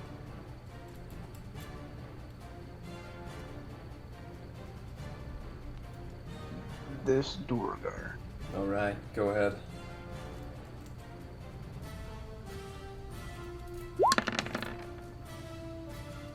That hits. And with 2 piercing damage, the Duergar feels a tear in her metal chest plate. With that, what else would you like to do? Hey, leave it. And who is near me? Captain Davies. I'm gonna look at him, and I'm just gonna gently pat my drum, and I'm gonna say, Davy, Captain Davy, with that fancy gun of his, never makes a shot, but now he can. He's never hit with his magic gun, but now's your chance to have some fun. And you get an inspiration. Very nice. Very nice. We will talk about DM's inspiration after the game, as always. It's your turn over. Yeah. Alright, Larry, with that Oh, good, goodness. amazing, terrible performance, up to you. What would you like to do? Okay, Erwin is going to kind of take over for me because I am hurting. So I'm gonna have Erwin move there, so that he can block from either Durgar, but he's going to attack this one, the big one. Alright, go ahead and roll his force-empowered ring. Please. Okay. That Okay. hits. Oh, good. 10 force. Okay. And As then Erwin brings up an arm, the Durgar turns around for a moment, and this blade-like wing catches him in the chest. As it flays him up the side, you guys see ribs expose, and the Durgar falls on the ground unconscious. Good job, Erwin. And then I'm going to cast Cure Wounds onto myself. A brilliant decision. Is your turn over? Yes. Up next is the Durgar's turn, and, well, all of them are dead except one. So, she is going to look around her allies and make eye contact with you, Glenn. You see her as she looks at you defiantly and begins running. 5, 10, 15, 20, 25, 30, 35, 40 with her dash. She moves all the way up there. Erwin is going to get an attack of opportunity. Get her. Get her. As the blade whoosh, just barely misses over her head, the Durgar ducks and begins running. As she is going to hold her action along with the Tinkerer, that's going to end her turn. What's Orly doing? He's gonna fly near me, 60 feet, to give me some insight mentally of any angle I could enter the ship. Or the thing. As a matter of fact, Orly sees the open mouth again, which is just enough for Orly to fit through. However, you see another thing from this angle. As Orly flies by, the belly of the Frostmaiden opens, and a bright, shimmering light shines through. As this belly falls open, and the rest of you looking from afar, you just notice as the Frostmaiden owl form grows fatter and fatter, Orly sees there is a dark opening in the center of that light.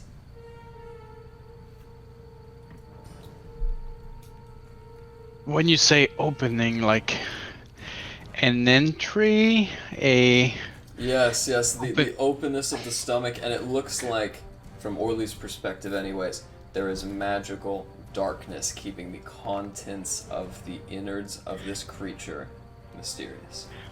Okay, so we know it's an opening, but we don't see it. Oh no, Orly sees it. The body's opening, the rib cage is expanding, a hole is opening in the center, which is wreathed by a ring of light. So, okay. I'll wait on my turn. I have ideas. Okay. As Orly's turn is over, Alistair, as you see them retreating, what would you like to do? Alright. Alistair is gonna book it.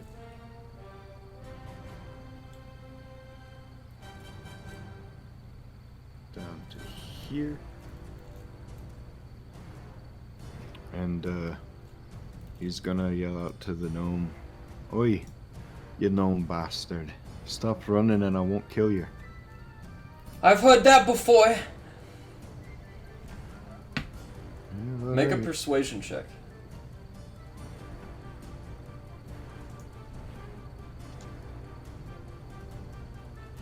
Alright. Yeah. Alright, You do have inspiration. that's not gonna help. It's not gonna do jack shit. The Durgar up here, running along the gnome. I'm gonna take a shot at them. Good old Force Ballista. Woo, on the gnome. On the Durgar. On the Duragar, that definitely hits. 16 damage. What else would you like to do? Alright. And the gnome didn't believe me. Unfortunately, she did not. Alright, gonna take a shot, and while I'm taking the shot, gonna call out, "This is your last warning." And I would like to use my inspiration. Of course. Keep in mind, if you roll a 20 with inspiration, it will not count as a disintegration, but it might hit. Alright. So that's a D4 inspiration. That is a D8. Ooh, okay.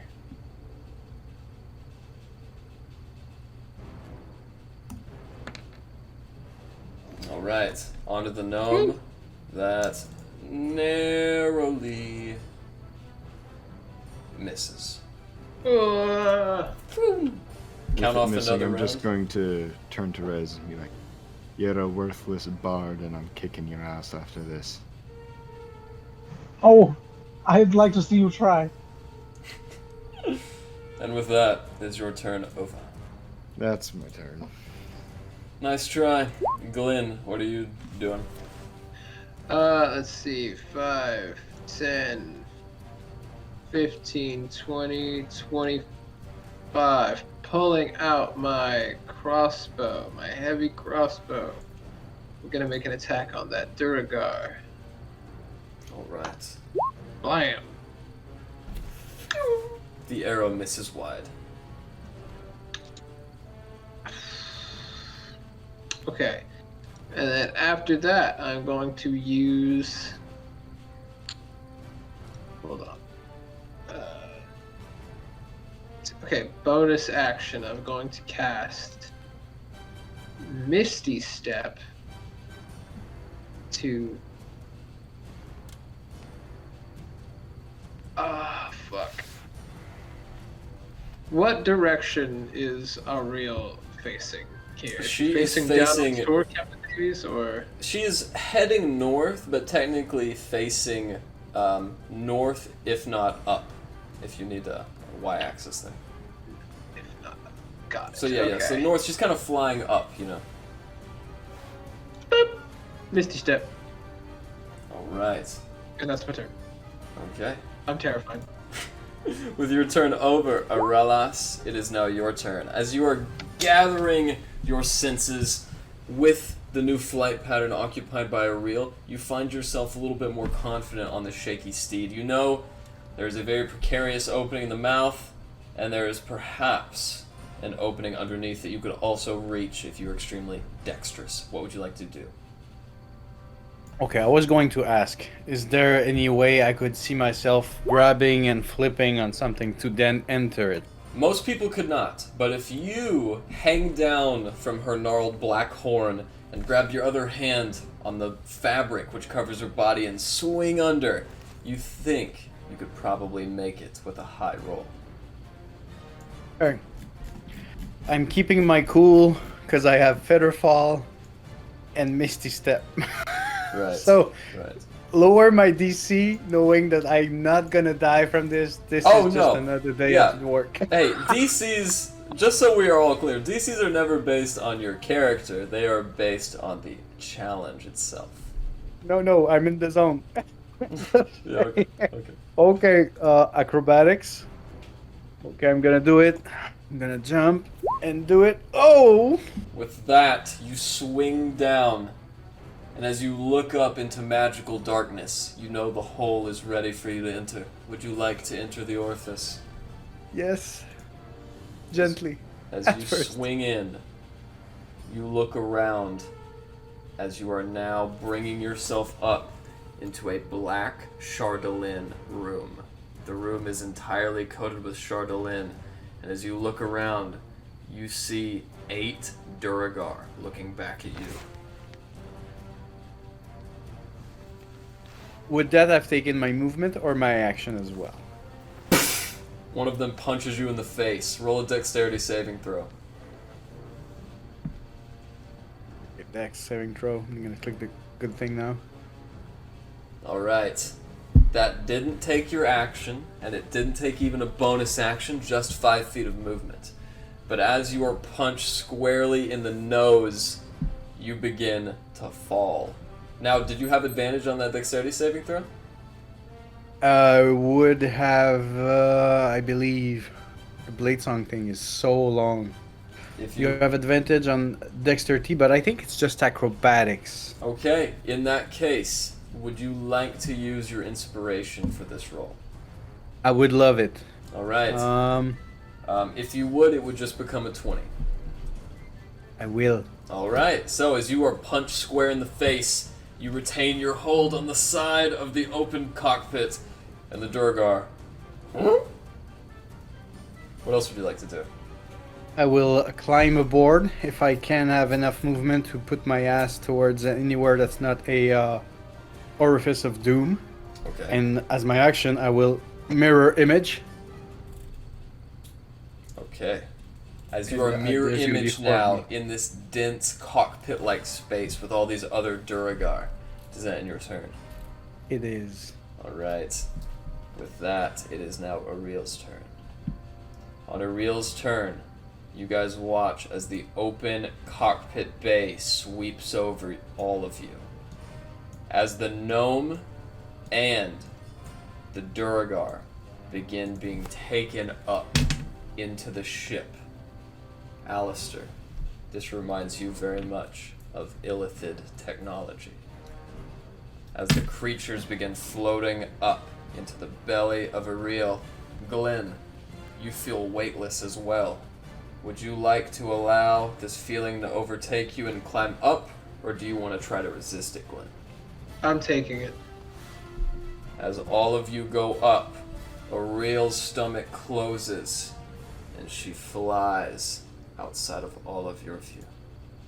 Combat is over. With that, as you guys Hey, watch, I cannot take 8 of them. Well, I'm with you, and I can take 7, so if you can just take 1. I still hurt. Oh, Larry, I do a cure wounds. I just like throw a healing at Larry. And then I walk up to Alistair and I go, put my hand on his shoulder. Wow, that was. Are we not fighting inside the ship? you guys will, but after everyone else who's outside of combat gets to do their thing, it's now Gotcha. going to go to the highest person who has not gone yet, which is Glenn. Glenn, as you were in this space with all these other Durgar looking around now, what would you like to do? So it's my turn, right? Yes, it is now. Okay.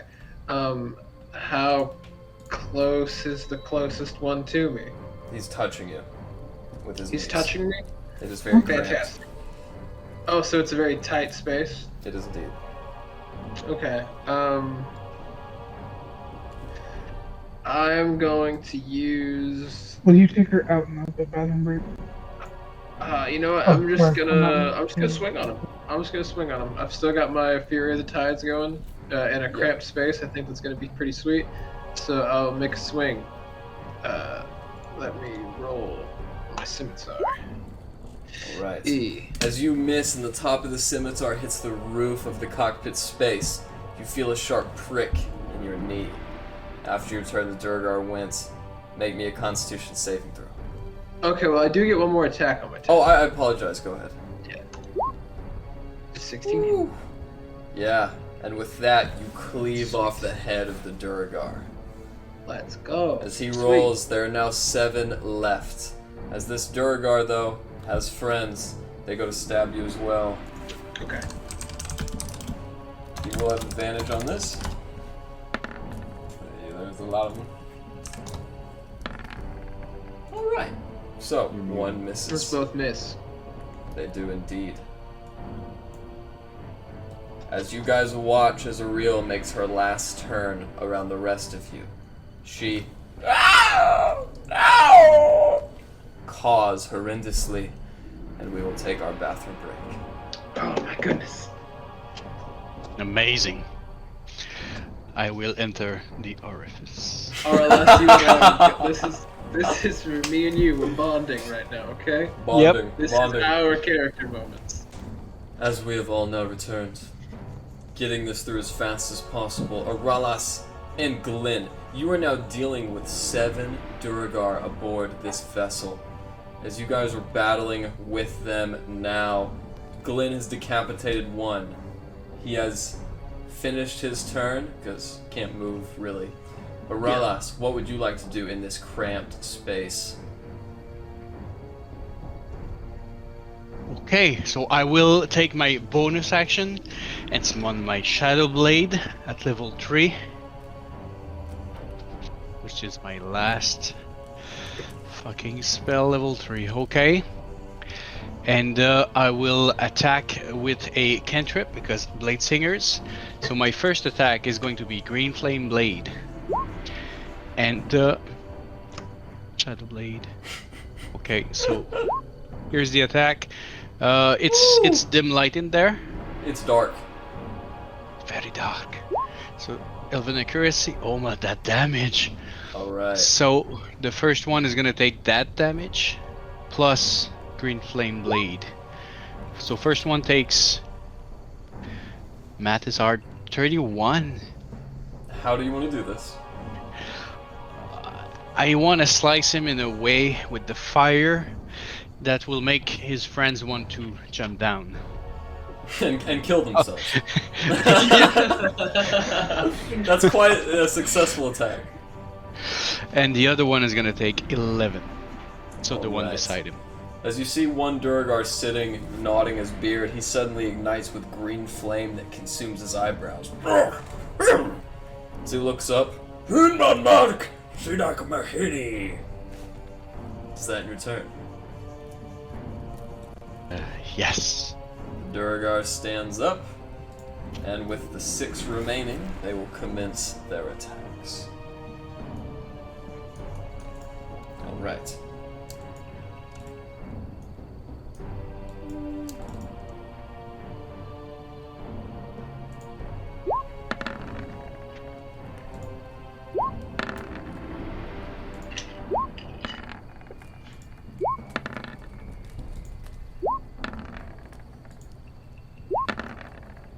Alright, so, Aralas and Glyn, you are both hit Yes. with a 23. That hits Shield. Glyn. And, oh, you shield Aralas? Shield. Alright, Because living. As it clatters onto the shield, those are the first 2 attacks. Glyn, with that hit. Oof. Oh, hold on. I may even keep my shield because there's 2 attacks on me or just 1. Just 1 so far. Okay, mirror image. He's gonna hit an image that will pop off. Alright. So I have 3 left. Glyn, 2 left. Sorry. you take 14 points of piercing damage, Glyn, and I need you to roll me a Constitution saving throw. Okay. As you guys look around now in the darkness, as that green flame blade has spread across, you guys notice that these weapons are anointed in a blue poison. Either of you can make me a history check if you'd like to know what it is. Absolutely. This is the same poison that you have seen infect Hrogar Ironstar. This is anointed in Dwarf's Bane, Glyn.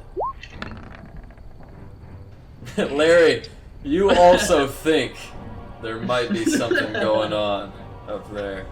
Something fishy. You never know. But with that, all the other attacks either did not meet your AC, or there are 17 onto you, Aralas. As a 17 hits, When the AC blade singing. Alright. With that, we go back up to Glenn's turn. Okay, I'm going to bonus action cast my last 2nd level spell, Magic Weapon, to give myself a +1 to attack and damage rolls. So now I'm going to roll for an attack. First one. That is 25, so it's 16 damage, +1. As you bring your scimitar down and plunge it deep into the Duragar, go ahead with your second attack. Absolutely. Alright. Fuck, how do you want to do this?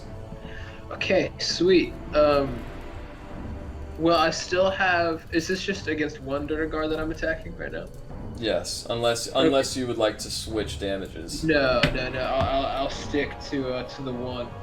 But on the second attack, I still have Fury of the Tides. Having killed it, can I still push it back the 10 feet? Sure. Okay, if it hits another creature, it will take my Charisma modifier as a damage, which is 2. So just on the off chance it hits another creature, that creature will take 2 damage. But with that, I just want to cut and then blast it back with a bunch of like seawater. Right.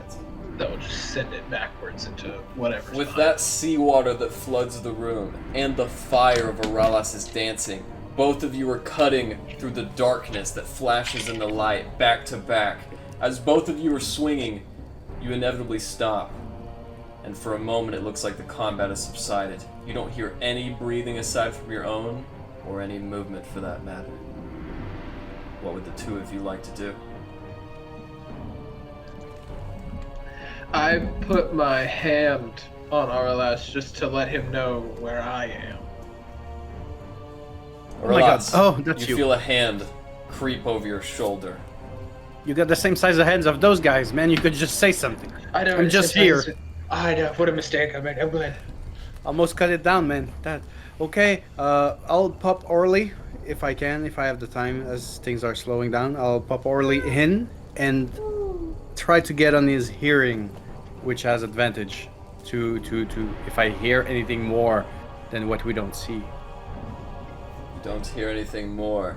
However, as you guys are sitting there for about a moment, you feel gravity invert, and you guys go flying up to the ceiling. As you guys smash into the ceiling, you both take 1 bludgeoning damage. Fuck. I'm dead. I'm kidding. Back at the Elvish Tomb, as you guys watch this creature helplessly fly Glenn and Aralas away, what would you guys like to do? Well, first of all, Alistair's gonna take a shot at Rez. That's what's important. That's what's important. Yeah. Oh yeah, that hits. Yeah. Rez, as you were And I'm blown knocking out it of your back. shoes, you finally catch yourself in the snow, but that really fucking hurt.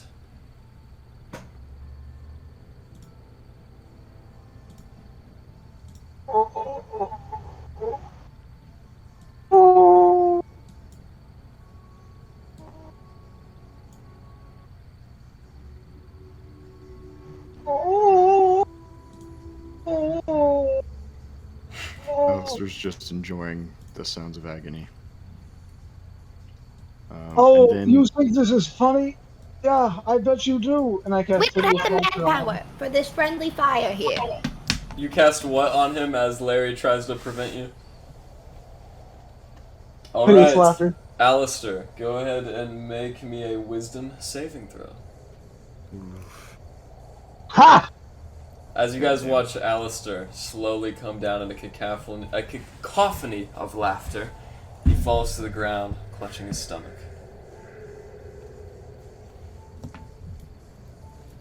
No, touch him.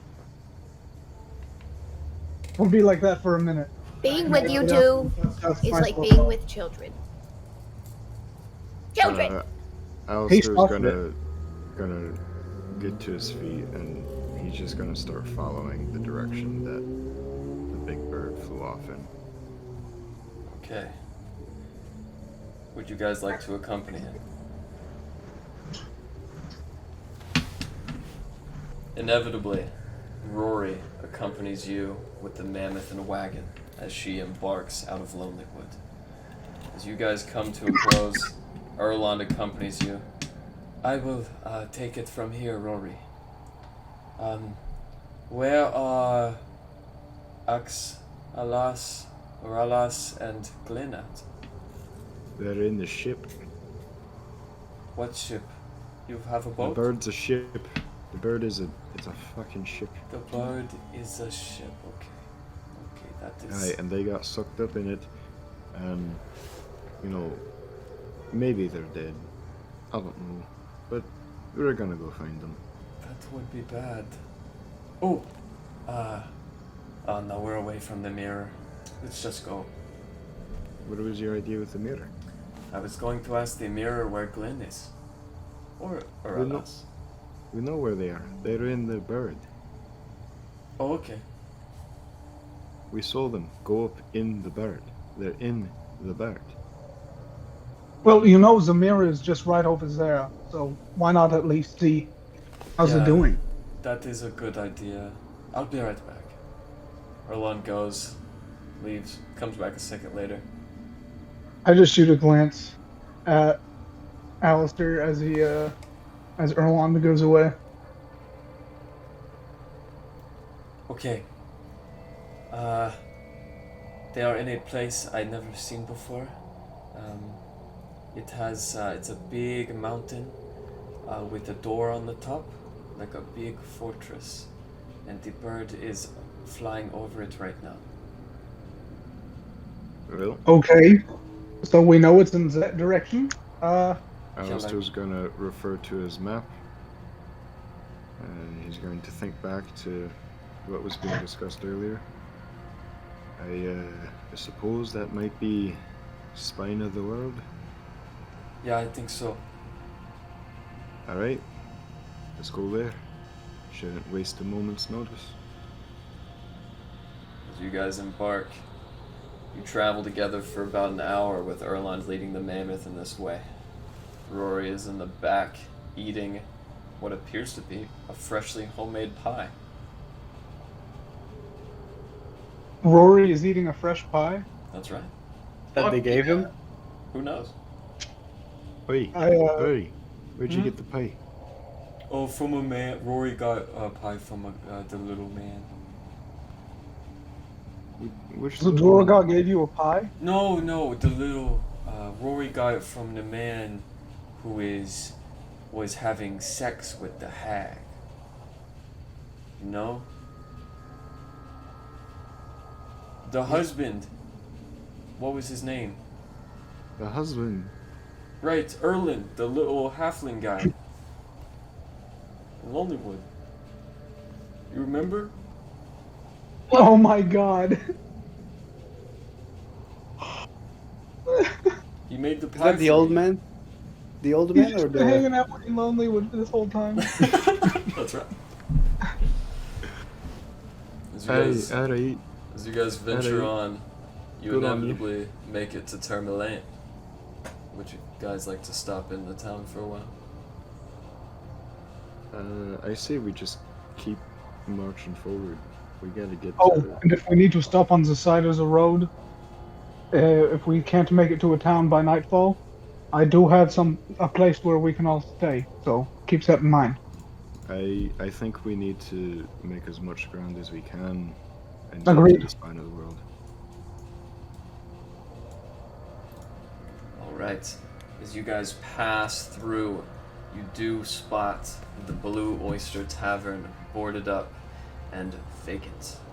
As you guys make it by, it takes you Rez guys... takes off his hat as we pass. A solemn vow indeed. It takes you guys about another 10 hours of travel, and you have made the quick turn off the road and the beaten track from Targos, and you guys are now approaching Bryn Shander. As you guys Maybe a quick word with Southwell before we head out of Frenchenda. Alright, we might as well stop in and say something. It is approximately 9 p.m. at this point as you guys come into the town proper. A guard, dwarvish mate, looks down at you, begins to say something, and then recognizes Elrond. The gate is brought up, and you are all welcomed in. If you guys recall, there's the laboratory, there's the Northlook Inn, the Lord of the Rains stablery, the Pierced Pelican jeweler, and of course the town square and the speaker's house. What would you guys like to do? Let's stop by our house real quick, why don't we? Hey, I'm sure we got quite a bit waiting there for us. Oh, I'm sure. Maybe any mail. At about this time, Glyn and Axelas, a purple light is ignited in the darkness. And it is Is coming there any way? Sorry, go. Axelas's satchel. I will look at it. It is the Philosopher's Orb. Yes, Velynne. Well, hello there. According to my specifications and the location of the orb, you are now nearing Dugan's Hole. Right, my favorite place. Is there any way we can control the ship? I'm sorry, come again? Is there any way we can control the bird? What do you mean? Its direction. Well, we are now upside down, I feel. If we are, is there any controls to this being? Oh, Lord. By the gods, to be safe, just wait until it lands and, well, call to me again through the orb. I will do so. Alright. Who else is with you, by the way? You didn't bring my daughter into that blasted thing, did you? No, I have the strongest man of the party, Glenn. Oh, Dwarf. right. Yeah. Good luck. Oh, okay. The rest of you, as you make your way to the laboratory, you watch in and find that it is kept up to your specifications. As a matter of fact, you think some guards must have been here because Erlon's food has been cleaned off the table. Rez, a couple of the instruments that you were tuning are put somewhere else, and just generally, all of your belongings are very well kept and stowed away. Oh, everything looks nice. I'm gonna check the mail slot. As you open the mail slot, you find an envelope sealed with a brown cog. Ooh, I open it and pull out the letter. Dear brother of unspecified name, this is of course the attendant of Rorik Redwater, who you are no doubt familiar with. I am just writing you to say that I have siphoned a bit of the city's taxes and appropriated it for a gift for the party. Whenever you are ready, come over to Goodmead and we shall discuss the details. Loves and kisses, A.B. Arnholt.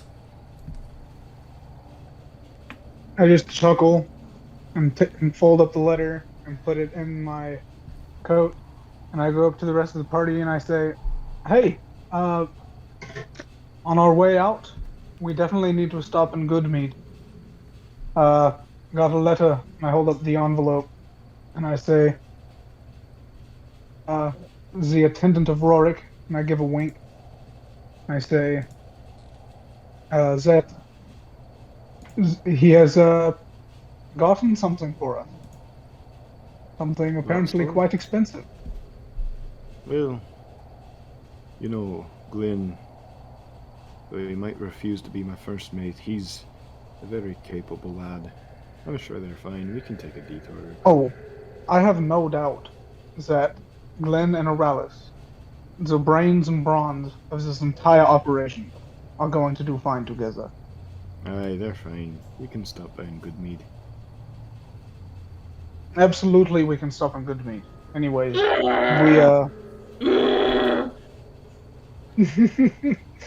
we go? Should we go stop by? Really. Exactly. Yes. I think we should go stop by Southwell and see how things are going here. I'll agree to that. All right. As you guys make your way, Was Garrett from Bryn Shander? Garrett No. was from Bremen, and Keegan, the son of Markham Southwell, was also from Bremen. As you guys Okay. make your way down to the market, you notice the town square is mostly vacant. However, the doors to the speaker's home soon fly open. As they do, you guys see a hooded figure storming out, and behind him, the familiar face of Markham Southwell. Listen, son, I didn't mean it like that. As he turns around, no, you never really mean it anyway, do you, father? As he pulls back his cape and heads off into the night, Markham Southwell looks. Oh, well, sorry you had to see that. Welcome back. And what was...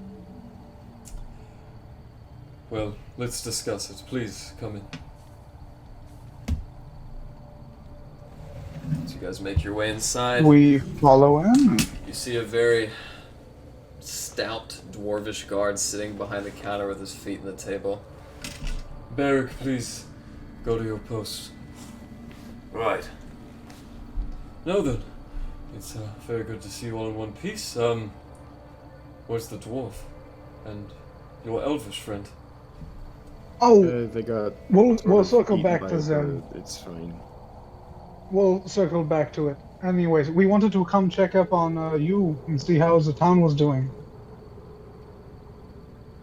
The town is doing well. I can't say the same for its speaker, though. Power does not rest easy upon my shoulders. How did the title come to you? Well, unfortunately, Duvessa never recovered from her injuries on the night of the councilors' meeting.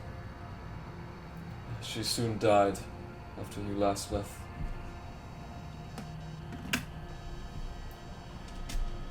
Well, That is truly unfortunate. We were good friends, Shame. but there is more pressing matters afoot.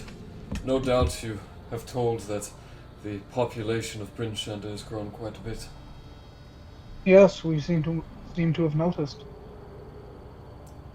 Bremen, Targos, and Caer Dineval have all been destroyed. The populations have come here. Myself and Imdra Alagath are planning our next move. Well, we might have some news about that.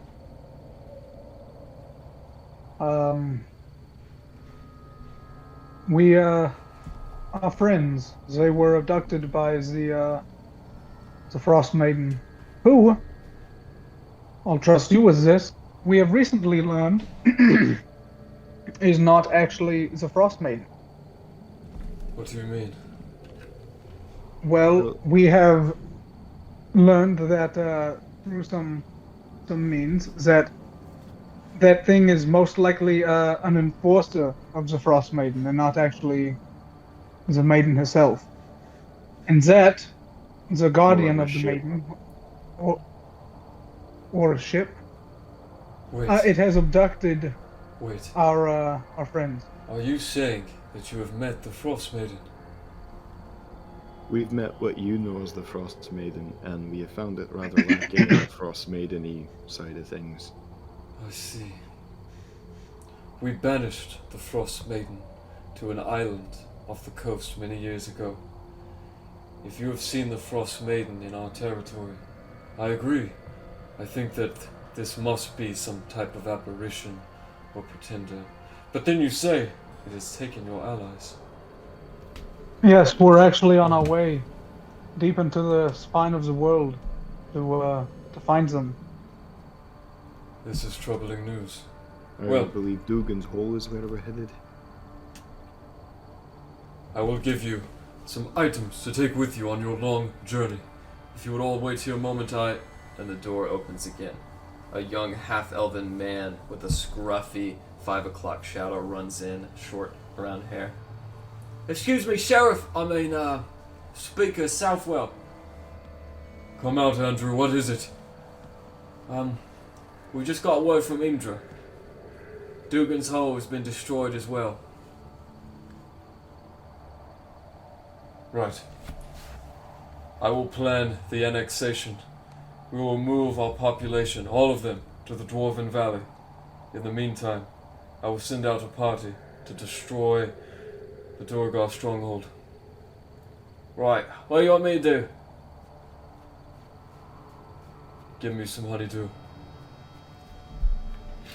Now then, the rest of you. In this bag, I have at least one healing potion for the 6. However, you'll have to give it to your friends upon seeing them next.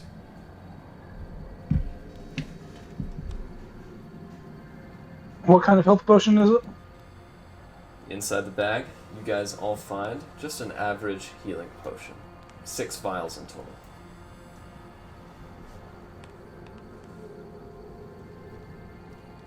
Thank you. This is greatly appreciated. If you return, and I'm still alive, I could use some help with the refugees. We'll need some strong guardsmen if we're going to make it to the Dwarven Valley in one piece. Anything for you, Sheriff? It's been a while, but that's Speaker now, Larry. What should we tell the people of Goodmead? Tell them help is on the way, though if they are too scared, they can find safe haven within these walls. Very well, thank you. We'll pass it along. Now then, I must get some sleep. I haven't slept in 4 days. We'll get some sleep, Speaker. You as Yeah, well. you've earned it. Sheriff, Speaker. And we will let you be. Thank you. Thank all of you. I dare say the fate of these 10 towns rests on your shoulders. As he goes up the stairs, you watch as he trips on his cape. Having not been wearing the speaker's shawl for very long, he adjusts it over his shoulders and heads up. Auralas and Glenn. After what seems like an eternity, the body of the Frostmaiden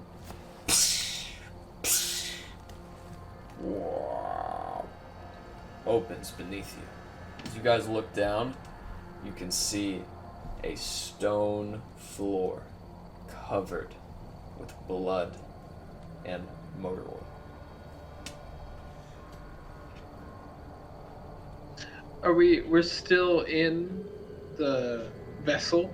That's right. now? You guys are just standing around the edge of the massive orifice you were sucked into, and now that it's opening again, you guys can see on the ground beneath you. It's about 10 feet.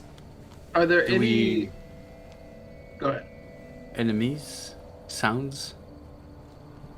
You guys hear a wrench being raked across the ground, bubbling from what you guys think is a nearby alchemical concoction, or maybe even a pit of lava. Okay. Auralas, you're much smarter than I am. Do you think... You know what? Play dead. And then I'm just gonna slide my own body through like the hole, and I want to smack against the ground as though I am a corpse.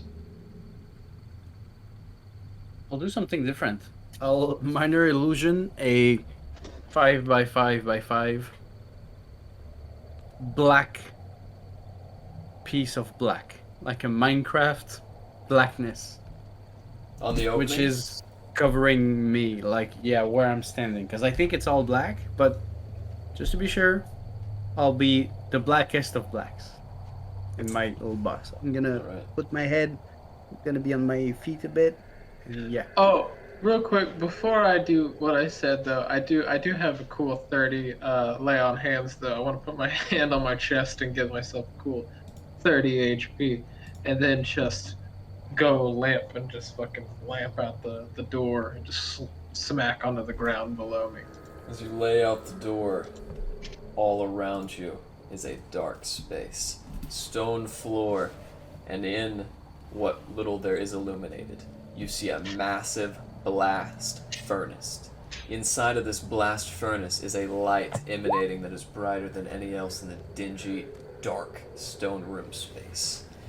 Walking through the darkness now, you see a figure. Gnarled, sooty, white beard. Beady orange eyes that hang in a sunken gray Duragar face. Above his crown of black chandelier, you see 5 spikes. As he approaches, his feet thundering on the stonework as he draws into view. Well, hello there. Do you know why you are still alive?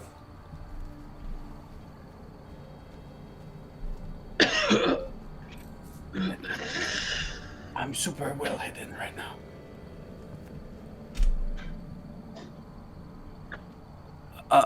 Who are you? You're the one that killed my son Dirth in East Haven. He breaks off one of his crowns. You killed my son Nildar in Caer Connor. He breaks another one. And Dirth all the way in Caer Dineval. He breaks off another one. And now, I ask you, why I should not kill you too? Well, I unsheath my sword. Bring me close to death and I might tell you why. Well, if we make it this far, maybe there's a good sign that it's worth talking before fighting. Oh, I thought you were hiding. Goodness gracious. I'll remove the Was. box. I feel like talking is better right now. As he brings himself forward. I've seen you as well in my crystal ball. I never thought that an elf would desecrate my hall. At about that point, you see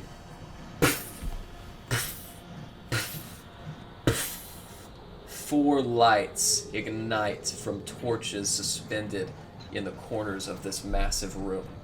You see crenellations upon which sit 10 Duragar in each corner. 40 Duragar in total. Come with me. I will take you to the war room. I will savor this moment.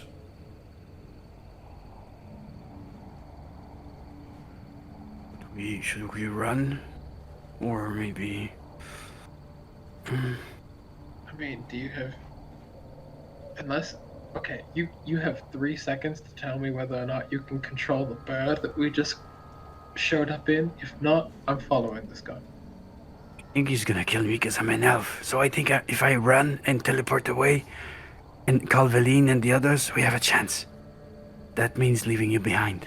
Okay, Make a perception check, Auril.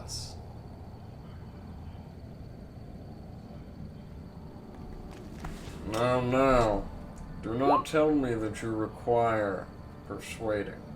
At which point, you guys see a red hooded figure walk out from behind the furnace. Auril, as you look over, you see 2 red hooded figures. One of them is holding the Cauldron of Plenty, and the other is holding your dark iron dagger. Which one was the dagger thing? You threw it away in Lonelywood. At whom? You threw it at a ghoul, didn't work. Oh. Why does he carry that thing? Reveal yourselves.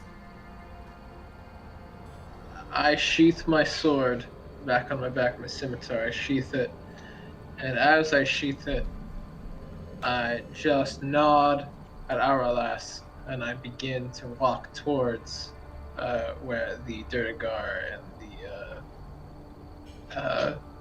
the others are. Is there a clean line where I could Sonic the Hedgehog and Misty Step away? You With can't even blades on. see. You can't even see a door in this room. Okay, so we're in an enclosed room. That's right. There's no. Not to your knowledge. You can't see the ceiling. There might be something there, but from your point of view, you can't find an easy access. Glenn, as you approach, this massive Durgar extends a hand.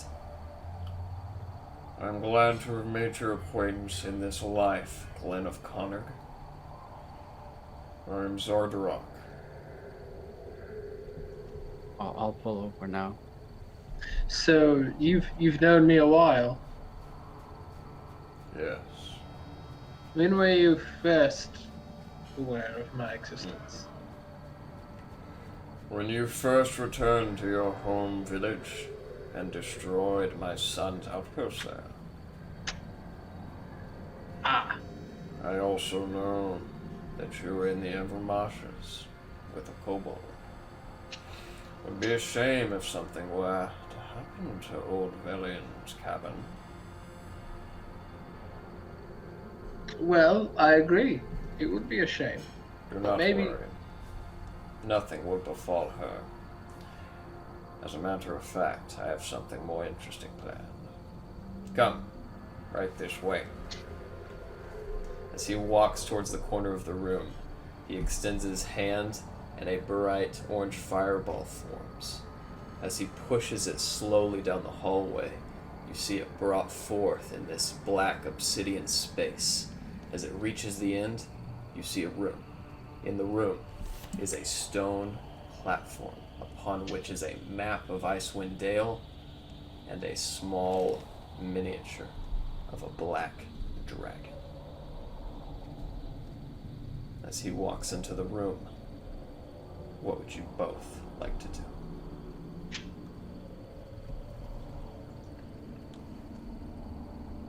Why the black dragon there? If I may ask, I'm so curious about every culture. All will be revealed shortly. Come. Well, of course, I'm happy to. Now! Absolutely. Auril, I start slapping him on the back as we move forward. Of course, you'll see. We're very agreeable. As he waves his hand around the dragon, you see this small crystal miniature's eyes gleam a bright green, excuse me. There we go. For a moment, a small pool of arcana forms around the dragon, and the map itself becomes a portal. As you look into the portal, you are seeing through the eyes of a creature. As the creature flies and swoons around, it inevitably flies over Caerconic. Watch closely. A massive explosion occurs. Laser beams are descended in all directions, and suddenly, the brightness evades, and in the portal you see Caerconic in ruins.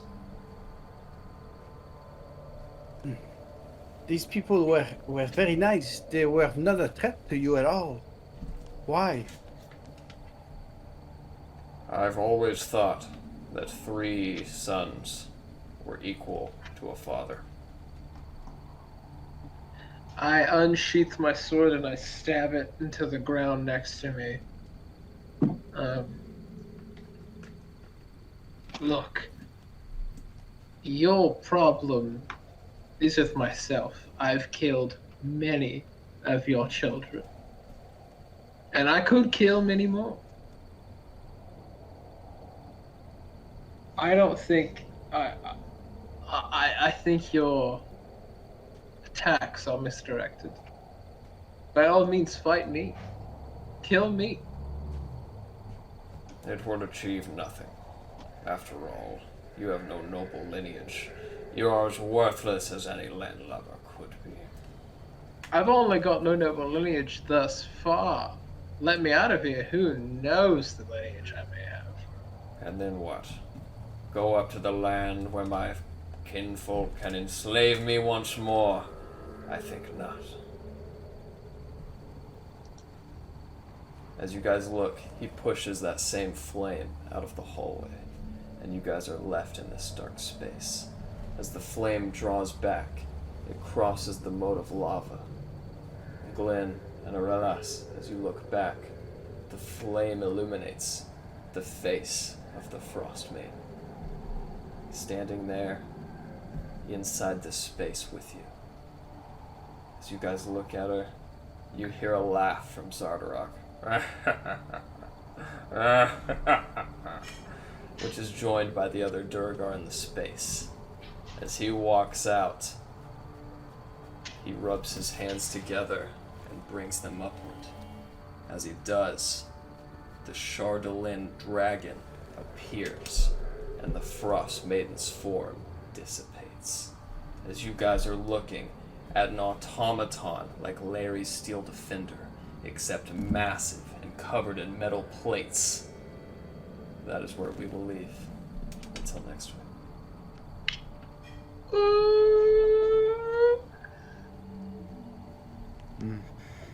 We're all gonna die. You and I are gonna die. You two are gonna die. Yeah, no, Auril and Glenn are about to die.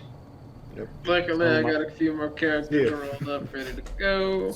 My next It's nice character is gonna knowing be you an artificer Goliath trying a parachute on top of the mountain. So he's gonna be like, "Oh, there you guys are."